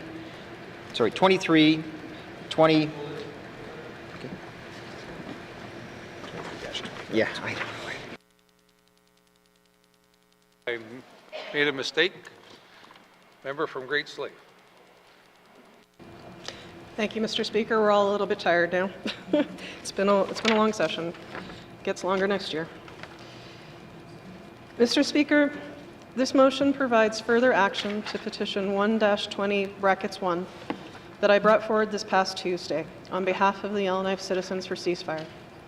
As I've mentioned previously, the petition includes 645 signatures from residents of the Northwest Territories. Residents who signed are from the following communities: Yellowknife, N.W.T, Wekwati, Lutzelk'e, Inuvik, Hay River, Ulahuktuk, Betchikon, Tulita, Sigachik, Fort Smith, Fort Simpson, and Fort McPherson. This is a territorial issue, and territorial residents are asking for us to all take action, and some of them are here today. I will reserve further comments for later today. Thank you, Mr. Speaker. Thank you. To the motion. Member from Yellowknife Centre. Thank you, Mr. Speaker. Mr. Speaker, I move, seconded by the honourable member for Mackenzie Delta, to amend motion 2320 brackets 1, call for an uphold human rights in Gaza by inserting the words, and I quote, in an accountable method that demonstrates transparency, which ensures Canadian aid given by the Canadian government goes directly to support the humanitarian need, end quote. To the third bullet in the second clause after the word, quote, Gaza, as the bullet reads now, advocates for and provides funds for unhindered access for humanitarian aid for all those in need in Gaza in an accountable method that demonstrates transparency, which ensures Canadian aid given by the Canadian government goes directly to support humanitarian need. Thank you, Mr. Speaker. Thank you, members. To the motion as amended. Question has been called. All those in favor? To the amendment. The motion as amended. Okay. Opposed? Abstentions? Motion has carried. To the motion as amended. Member from Yellowknife Centre. Thank you, Mr. Speaker. Mr. Speaker, I move, seconded by the honourable member from Mackenzie Delta, to amend motion 23-20 brackets 1, call to uphold human rights in Gaza by inserting the following clause after the second whereas clause. And whereas this Assembly recognizes through the Government of Canada's designation that Canada has listed Hamas as a terrorist entity under the Criminal Code since November 2022. Thank you, Mr. Speaker. Member to the question, member from Great Slave. Thank you, Mr. Speaker. Mr. Speaker, I want to say that I appreciate my colleagues having feedback on this motion. Previously, it was nearly directly mirroring the language that you can find in the petition. As I've said earlier, I respect the members as I've said earlier to my colleagues, I respect that members taking a stand on this motion aligns with what they need to do personally. Several members have made suggestions on changing the motion to being something they could also stand for and support, and so several changes were made. Mr. Speaker, to my mind, this particular amendment veers from the scope of the original motion. I do not want to debate whether or not Hamas is a terrorist organization. They are. I do not want to debate the decades-old conflict between Palestinians and Israelis. I simply want for the people of Gaza to be safe and not starving, Mr. Speaker. I think this amendment muddies those waters, but I also recognize that the member moving the amendment sees it differently. I have spoken with the ceasefire group, and they wish to see an opportunity for this motion to pass, so I will support this amendment to support their wishes. Thank you, Mr. Speaker. Thank you, member. Member from Yellowknife North.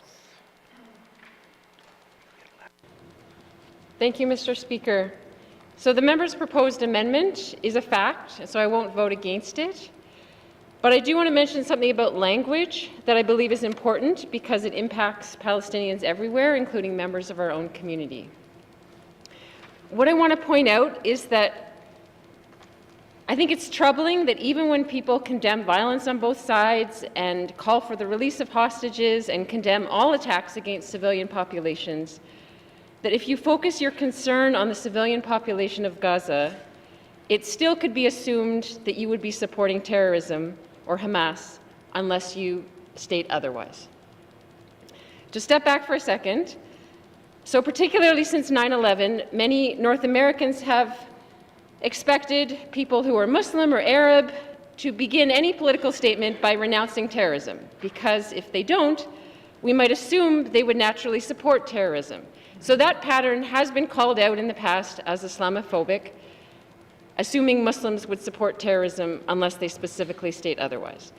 So I just don't want us to get into a similar pattern where any Palestinian or any person who expresses sympathy with the Palestinian people might be assumed to support Hamas and to support terrorism unless they specifically state otherwise. All I'm saying is that instead of approaching people with suspicion based on who they are or which group of people they are advocating to protect and support, I hope that we would listen to the stories and experiences and concerns of our fellow community members with compassion and open minds and open hearts. Thank you, Mr. Speaker. Member from Yellowknife North. To the motion as amended, member from Yellowknife Centre. To the motion. As the motion as amended. Or to the To yes. You're doing perfect, Mr. Speaker. Mr. Speaker, I'm just only rising to thank the mover and their seconder for their considerations, and I wish to acknowledge that, and I wish to publicly note that I shall follow through on my pledge to vote for the broader motion once this amendment passes. Thank you. So. Yellowknife Centre. To the motion as amended, question has been called. All those in favor? Opposed? Abstentions? Motion has passed as amended. To the motion as amended. To the motion as amended. Member from Rangeley. Thank you, Mr. Speaker.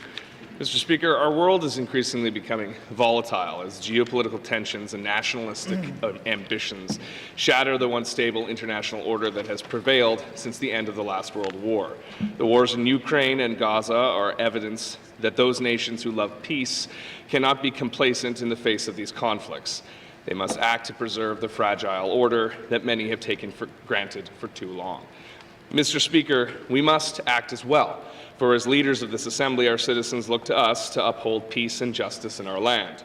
As far removed as the North can feel from wars raging across oceans on continents far away, we are all connected by a global community that watches in horror as humanitarian abuses and unrestricted violence are broadcast from our radios, screens, and social media accounts. We cannot and must not bury our heads in the sand when so many people in our community are hurting. Mr. Speaker, this motion concerns itself with the war in Gaza and the many well-documented violations of international and humanitarian law that have occurred since this conflict began. I unequivocally condemn the attacks on Israel carried out by Hamas on October 7th that killed 1,200 Israelis, mostly civilians, and where terrorist militants seized around 250 hostages. It is believed still that over 134 hostages remain held, including 2 children.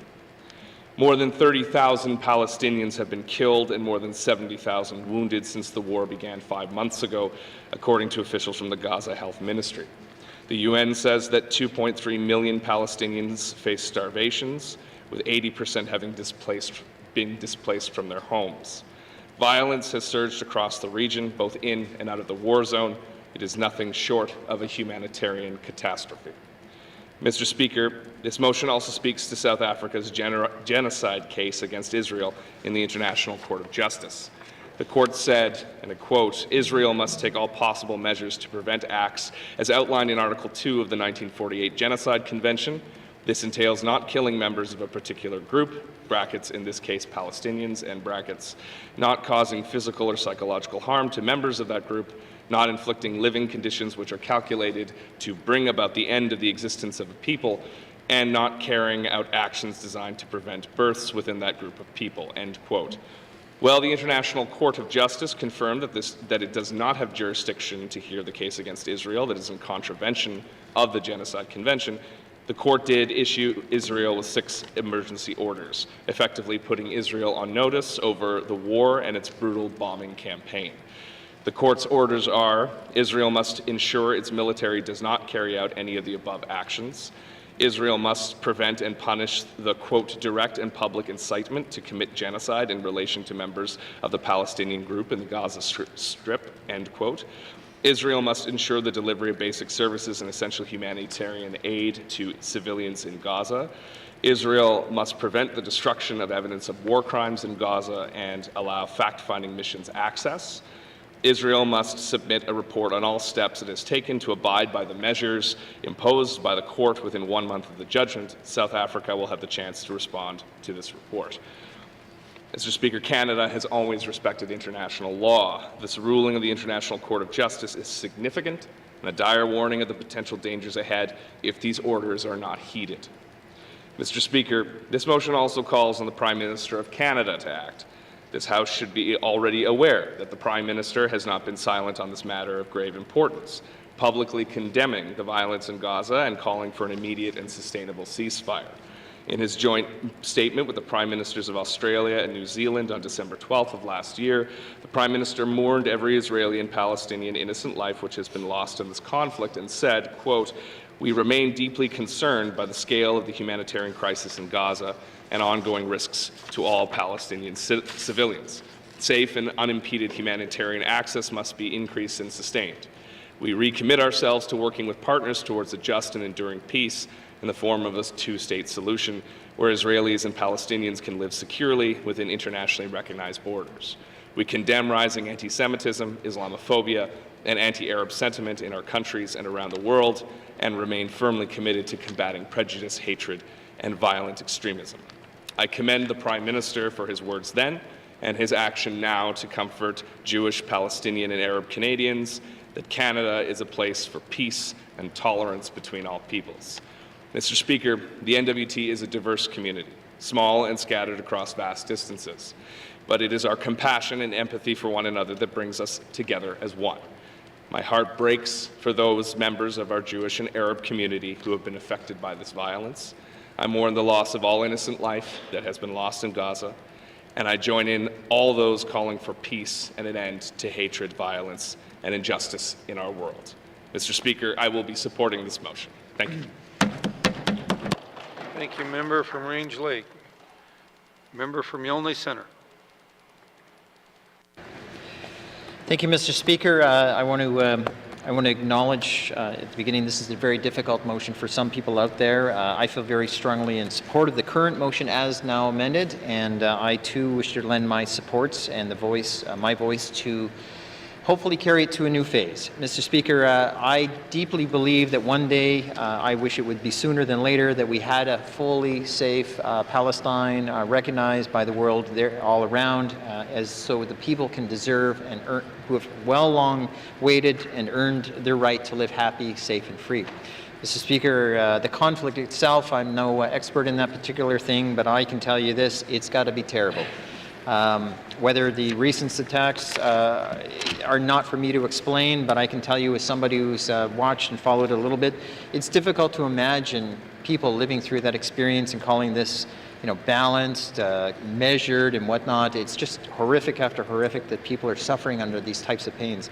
I wish, and I suspect people on all sides, really, if you get to the core of it, you ask important questions such as, what is our hope? Well, we hope all people can prosper under their dreams. You're hoping their families can have prosperous futures. You want people to be able to pursue their religion and individual beliefs in a way that they can be healthy and happy. And under the current circumstances, I just can't imagine how difficult it is to live there, and hence I do feel deeply sorry for the folks there, the many families, and I acknowledge the people in the gallery today. Some are friends up there, some I know, and some I don't know, but I appreciate the enthusiasm and the stance that everyone up in the gallery has taken to ensure that this message can come through.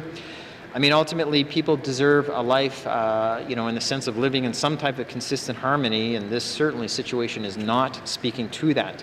I join my member in Range Lake in the context of condemning all of these attacks and all of this violence, and this, again, whether it's anti-Palestinian, whether it's anti-Israeli, whether it's anti-Muslim, this is all terrible, terrible stuff, Mr. Speaker.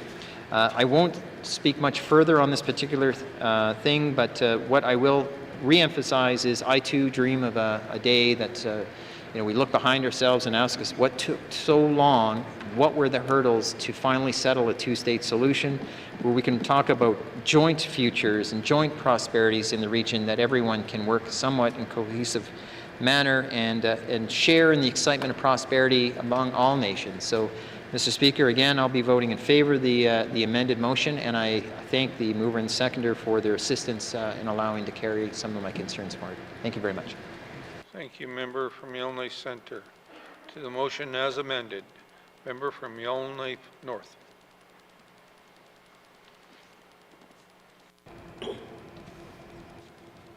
Thank you, Mr. Speaker. Mr. Speaker, I want to focus today on the impacts of the violence in Israel and Palestine on the people of this territory.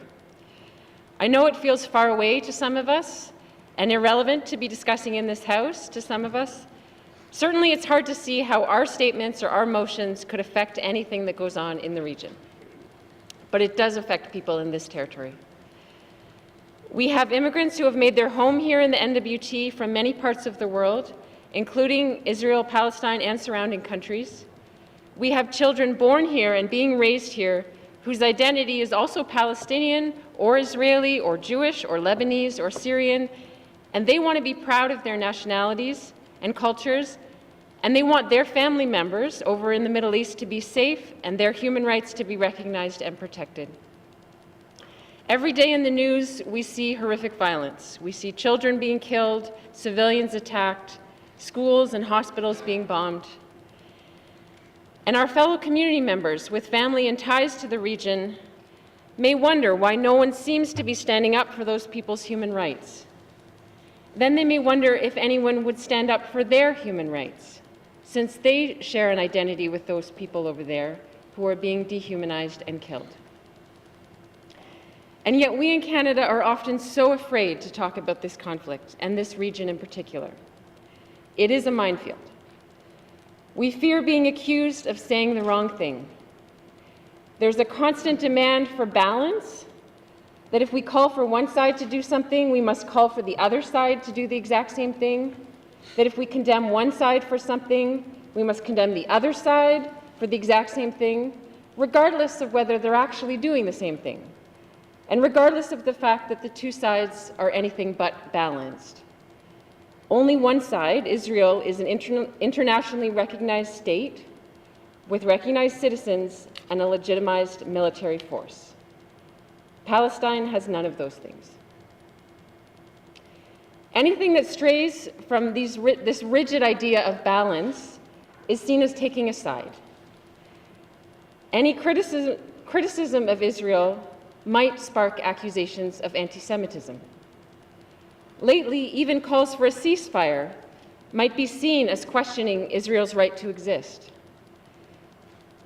We are being told by the extremists and the hardliners on each side that if you defend one group's right to exist, that means wiping the other group off the map, and that is a truly terrifying situation. So there's tremendous pressure for us in Canada to say nothing at all, to try to ignore the conflict, to throw up our hands and say, it's way too complicated, it's too far away, the conflict has been going on for millennia, nothing can be done, nothing can even be said about it. But when we are silent, the extremists on both sides win. When we are silent, the children in our community who see themselves in the faces of those civilians and children being killed on the news, it leaves these children feeling invisible, vulnerable, worthless, and alone. When we are silent, it leaves us feeling helpless and angry, and more likely to lash out and blame and scapegoat, and eventually that's how we breed more extremism, both around the world and in our own communities, by letting frustration fester in silence. And yet, hundreds and hundreds of people here in the N.W.T. over the past several months have had the courage to speak up, to raise their voices in public demonstrations calling for a ceasefire, to show real support and solidarity for those amongst us who have felt invisible and vulnerable. We can counter the extremists by speaking the language of human rights, by reminding everyone of the importance of international humanitarian laws, by reminding everyone about our obligations under the Genocide Convention as Canadians. We have a groundswell of N.W.T. residents asking us as leaders to raise our voices too, in support of human rights and international humanitarian law. It may just be words, but the simple act of speaking up when there is so much pressure to be silent can be a profound act of solidarity with our neighbors, our community members, even if the warmongering leaders never hear us. Thank you, Mr. Speaker. From Yellowknife North. To the motion as amended, member from Boot Lake, Boot Lake. Thank you, Mr. Speaker. Thank you, colleagues. Thank you to the mover and seconder. Mr. Speaker, I've struggled with this motion. I've had some long conversations with my colleagues. I was at one point supportive, at one point not supportive, at one point thinking I would abstain from the motion, Mr. Speaker. And you know, and I'll kind of explain why and where I am now on this motion, Mr. Speaker. As leaders, as members of the Legislative Assembly, and as representatives of the people in our communities, it is incumbent upon us, Mr. Speaker, to ensure the actions we take are principled and bring about resolution of conflict. As MLAs, we are responsible for the well-being of our residents, including the families and children who call the N.W.T. home. The conflict in Gaza has brought horrors upon families, children, and countless innocent people. This violence cannot continue. In Canada, we have our own histories of violence and oppression. We have committed to reconciliation as a government, and it is in that spirit I state firmly that violence, especially violence against children and families, is entirely unacceptable, Mr. Speaker. The long-standing nature of the Gaza conflict is, in part, the consequence of polarized and inflamed viewpoints on all sides. As leaders, we must seek to reduce polarization. We must take actions that bring people together rather than divide them further. Reconciliation, Mr. Speaker, is not just a word. Mr. Speaker, I believe the language in this motion, in my mind, does not accomplish this purpose. The language tries to simplify an incredibly complicated global reality. The language is crafted cannot be seen as a real way to bring about peace, but may instead further inflame violence. Rather than reduce polarization, this motion may exasperate it. I understand that we all have different experiences and different views, and I respect the MLAs in this Legislative Assembly. Having said that, Mr. Speaker, I cannot vote against a motion of peace. I also choose, Mr. Speaker, not to abstain, even though I do feel that the motion, the way it's worded, can in some ways be counterproductive to what we're trying to accomplish here. I will support the mover and the seconder on this motion. Thank you, Mr. Speaker. From Nunavut Boot Lake. To the motion as amended. To the motion as amended. Member from Hay River North.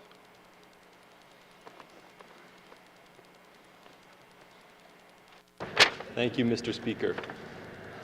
Mr. Speaker, this has been quite an emotional motion. Right from the time the conversations about it started, the conversations around the petition.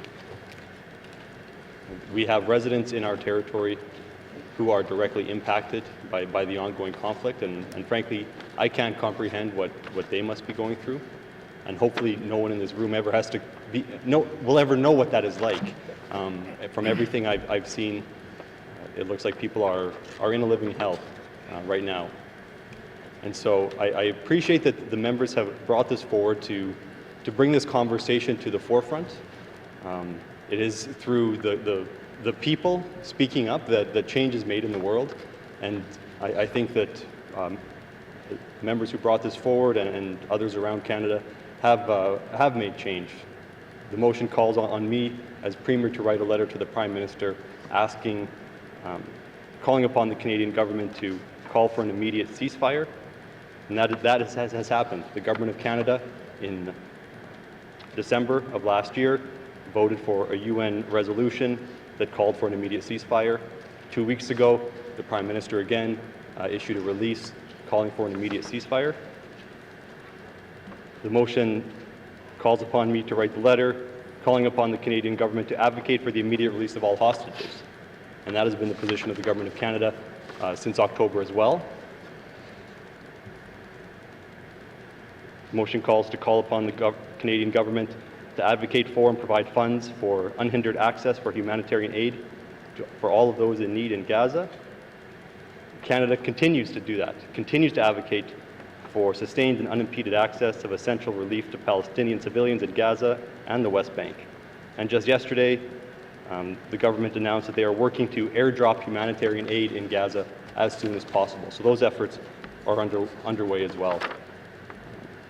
All of that said, Mr. Speaker, I'm sure that gives little comfort to those who are still reeling from what is going on, who still can't contact their family, and who are hurting, who go to bed every night thinking about their families. And so I do want them to know that I'm thinking about them. All of us here in this room have thought about this, have put our minds to it. I don't think anyone wants people to feel like that. We don't want our friends and neighbors to feel like that. And so we all need to be supportive. All of the people in the Northwest Territories need to show that support. Need to show that we actually care about what people are going through. That being said, Mr. Speaker, this is a motion that calls on the government to do something, to provide a response within 120 days. And it is the process here in this House that when there is that request, that the government takes its time, crafts a motion, puts thought into it, puts research into it, and then provides that response. And so we will be responding within the 120 days, and we will be abstaining on this motion so that we can craft that response. Thank you, Mr. Speaker. From Hay River North. To the motion as amended. Question has been called. Does the mover wish to close debate? Member from Great Slave.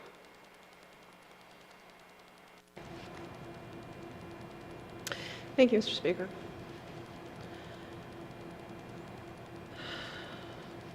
Mr. Speaker, this motion is, as folks before me have said, highly emotional, and I also believe it's a highly personal choice.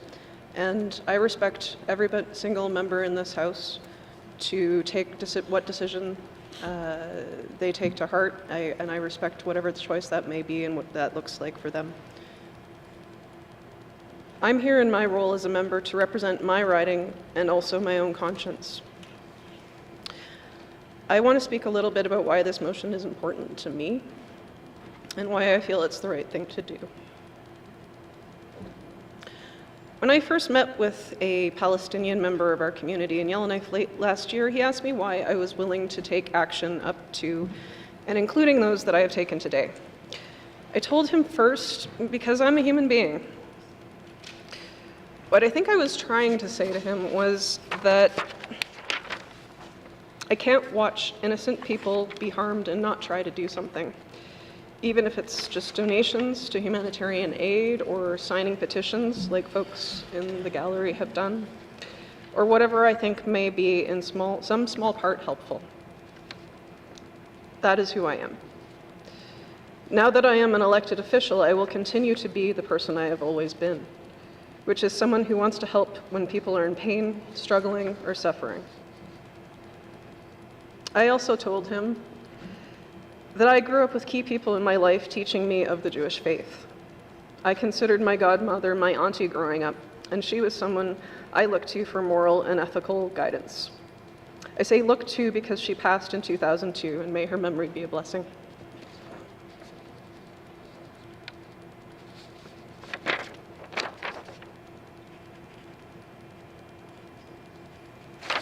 Like all major world religions, Judaism is rooted in the love for your neighbor as yourself. Later in life, I was drawn to practicing Zen Buddhism. Without going into a lot of detail, it has informed my way of looking at the world, insofar as I believe all human beings on this planet are deeply connected, even perhaps in ways we cannot fully verbalize or understand. And so I'm passionate about the interconnectedness of our world, our common threads of humanity. So when I see what is happening in Gaza, I am heartbroken on that level. On a very personal note, I want to say publicly that by taking these actions, I expect that I might be, and in all likelihood will be, shunned by my late godmother's family. This also breaks my heart. But this motion and this issue is something I feel I must stand up for and do what is in my power to help. And two, much like the members to have spoken before, I think it is the best work we can do is to do work where we live, work, and play in the Northwest Territories. And that's why I'm in this House. But it's also why I'm standing up for my community members who are in pain every day, not knowing if their friends and family are still alive, and watching a genocide unfold before them on their televisions and cell phones. I must follow my conscience and stand for them. Thank you, Mr. Speaker. And Mr. Speaker, I would like to request a recorded vote. Thank you. Member from Great Slave. The question has been called and the member has asked for a recorded vote. All those in favor, please stand.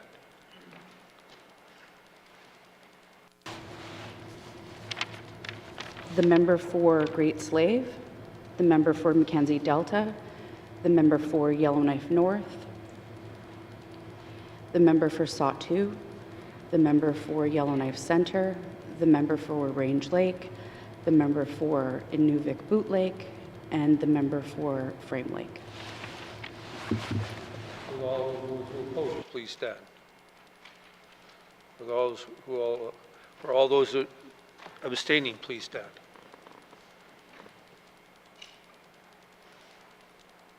The member for Thabatcha, the member for Yellowknife South, the member for Cam Lake, the member for Hay River North, the member for Hay River South, the member for Inuvik Twin Lakes, the member for Nunukput, the member for Tunadewillade, the member for Dacho, and the member for Montfouet.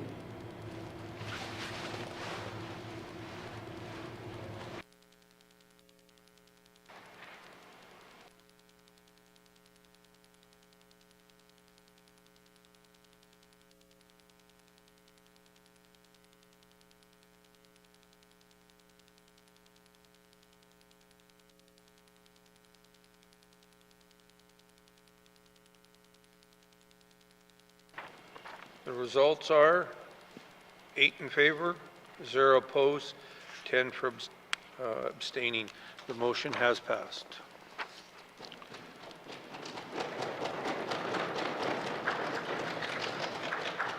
Motions.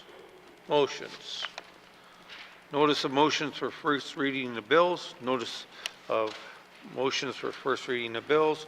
First reading of bills. First reading of bills. Second reading of bills. Second reading of bills. Consideration in committee of the whole of bills and other matters. Minister Statement 4-20 brackets 1.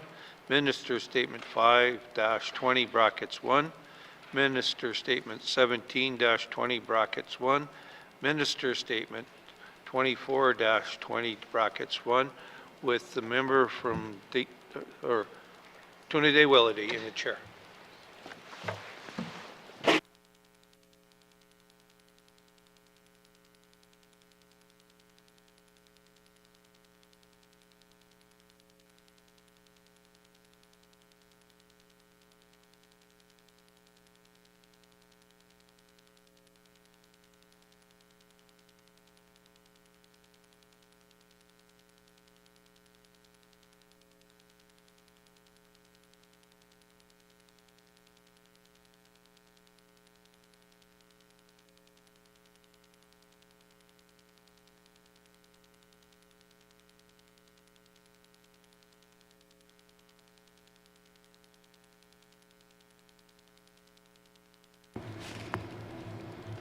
Thank you. Calling committee to order.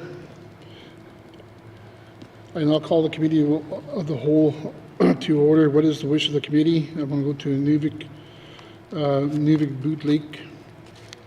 Mr. Rogers. Thank you, Mr. Chair. Mr. Chair, I move that the chair rise and report progress.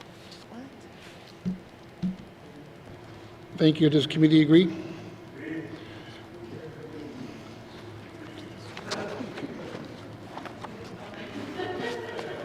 Okay. Okay, thank you. There is a motion on the floor to report progress, and this motion is in order and non-debatable. All those in favor of the motion? All those opposed?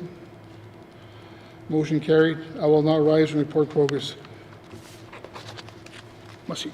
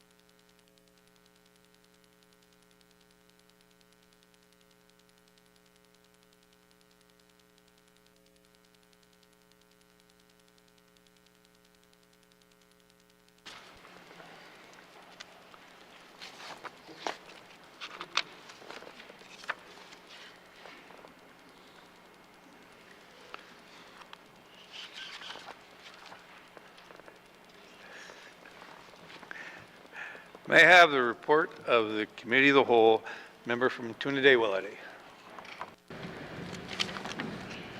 Mr. Speaker, your committee has been considering Minister Statement 4-20 brackets 1, Minister Statement 5-20 brackets 1, Minister Statement 17-20 brackets 1, Minister Statement 24-20 brackets 1, and would like to report progress.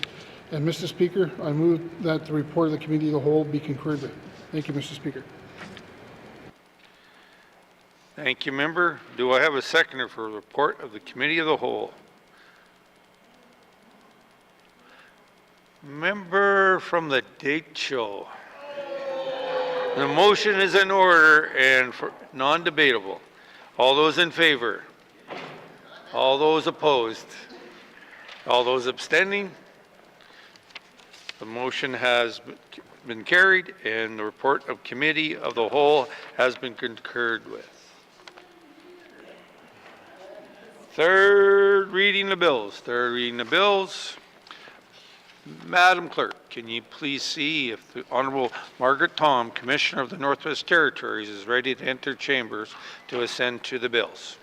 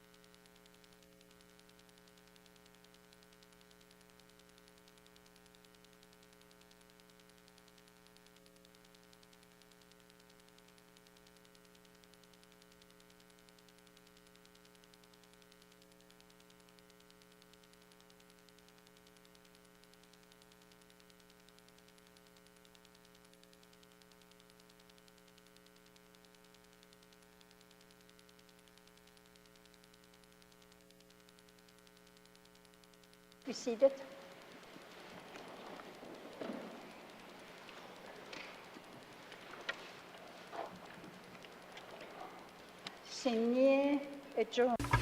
I am very happy that I'm here today. So I'd like to thank you with all my heart, and that all of you are here today. I'm very happy to see each one of you. That I'd like to be very thankful for.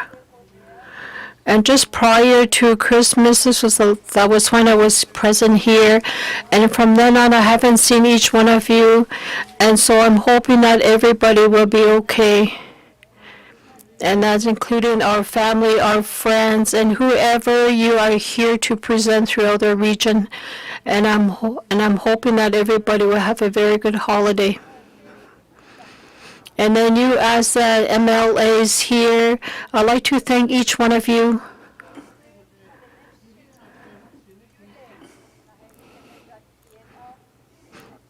And it is very important that here that we're able to use our language that I'm very thankful for. Merci.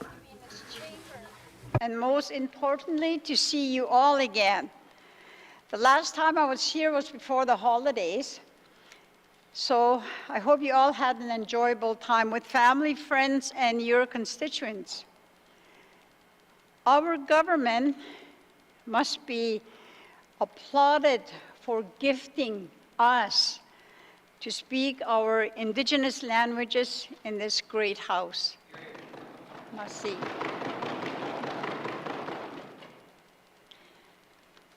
Mr. Speaker, members of the Legislative Assembly, good afternoon. It is always a pleasure to be in this house with you who serve the people of the Northwest Territories. I want to recognize all your hard work on behalf of the residents of the N.W.T. I would also like to congratulate you on establishing the priorities for the 20th Legislative Assembly. These priorities are a good basis for moving the Northwest Territories forward and addressing our many needs and opportunities. February has been a very busy and productive month, not only for this Legislative Assembly, but also for many others. Along with February being Heart Month, Black History Month, February is also Indigenous Language Month. As Commissioner of the Northwest Territories, I am proud to speak my language in this House. Maintaining and revitalizing Indigenous languages is central to the identity of Indigenous people, the preservation of our cultures, worldview, and expression of self-determination. I believe that if you do not speak your Indigenous language, there are ways to showcase your Indigenous pride through traditional dress, footwear, and participating in cultural events and ceremonies. Unfortunately, in late January, there was a tragic plane crash near Fort Smith. It is with profound sense of grief that I offer my condolences to all those affected by the tragic loss of lives. I will continue to pray for all of you in the days, weeks, and months to come. I would also like to express my heartfelt and sincere best wishes for the ongoing recovery and healing of the crash survivor.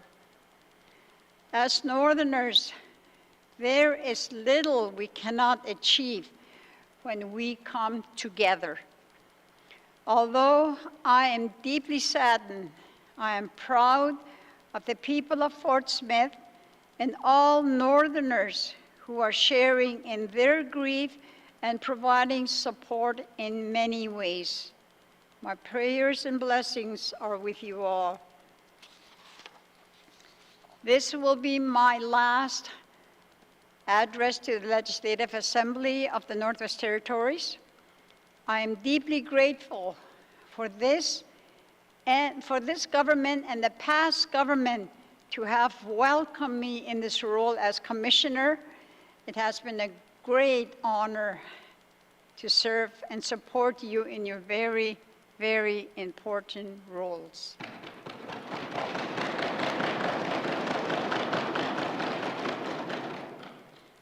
So, as my final act in this legislature as Commissioner of the Northwest Territories, I am pleased to assent to the following bills. Bill 1, an act to amend the Legislative Assembly and Executive Council Act. Bill 4, Interim Appropriation Act, brackets, Operations Expenditures, bracket, 2024-2025.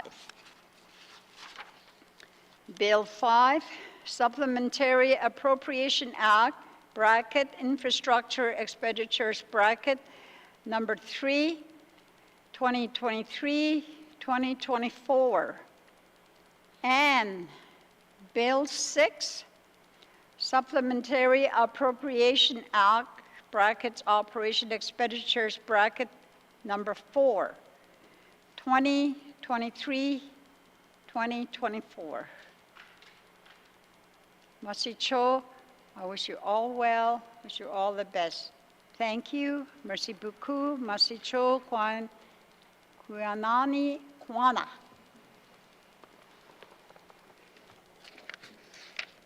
Order.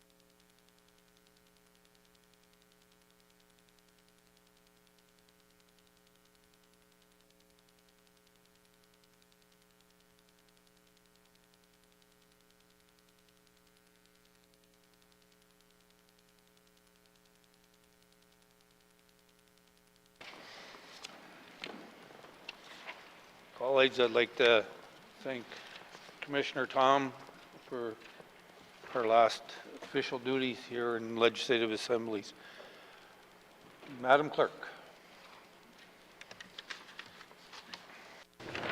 Thank you, Mr. Speaker. Orders of the day for Thursday, May 23rd, 2024, 1:30 p.m. Prayer, minister statements, member statements, returns to oral questions 62-20, brackets 1, recognition of visitors in the gallery, acknowledgements, oral questions, returns to written questions, replies to the Commissioner's address, petitions, reports of committees on the review of bills, reports of standing and special committees, tabling of documents, notice of motion, motions, notices of motions for the first reading of bills, second reading of bills, consideration in committee of the whole of bills and other matters, Minister's Statement 4-20, bracket 1, Minister's Statement 5-20, bracket 1, Minister's Statement 17-20, bracket 1, and Minister's Statement 24-20, bracket 1. Report of Committee of the Whole, third reading of bills, orders of the day. Thank you, Mr. Speaker.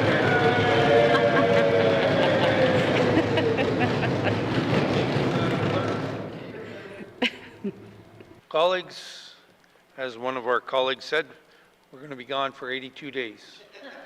Please enjoy your time back home and continue to do your hard work for your constituents and for the people of the Northwest Territories. So I thank you very much for your time for the last 3 weeks and enjoy. This House stands adjourned until Tuesday, May 23 at 2024 at 1:30 p.m.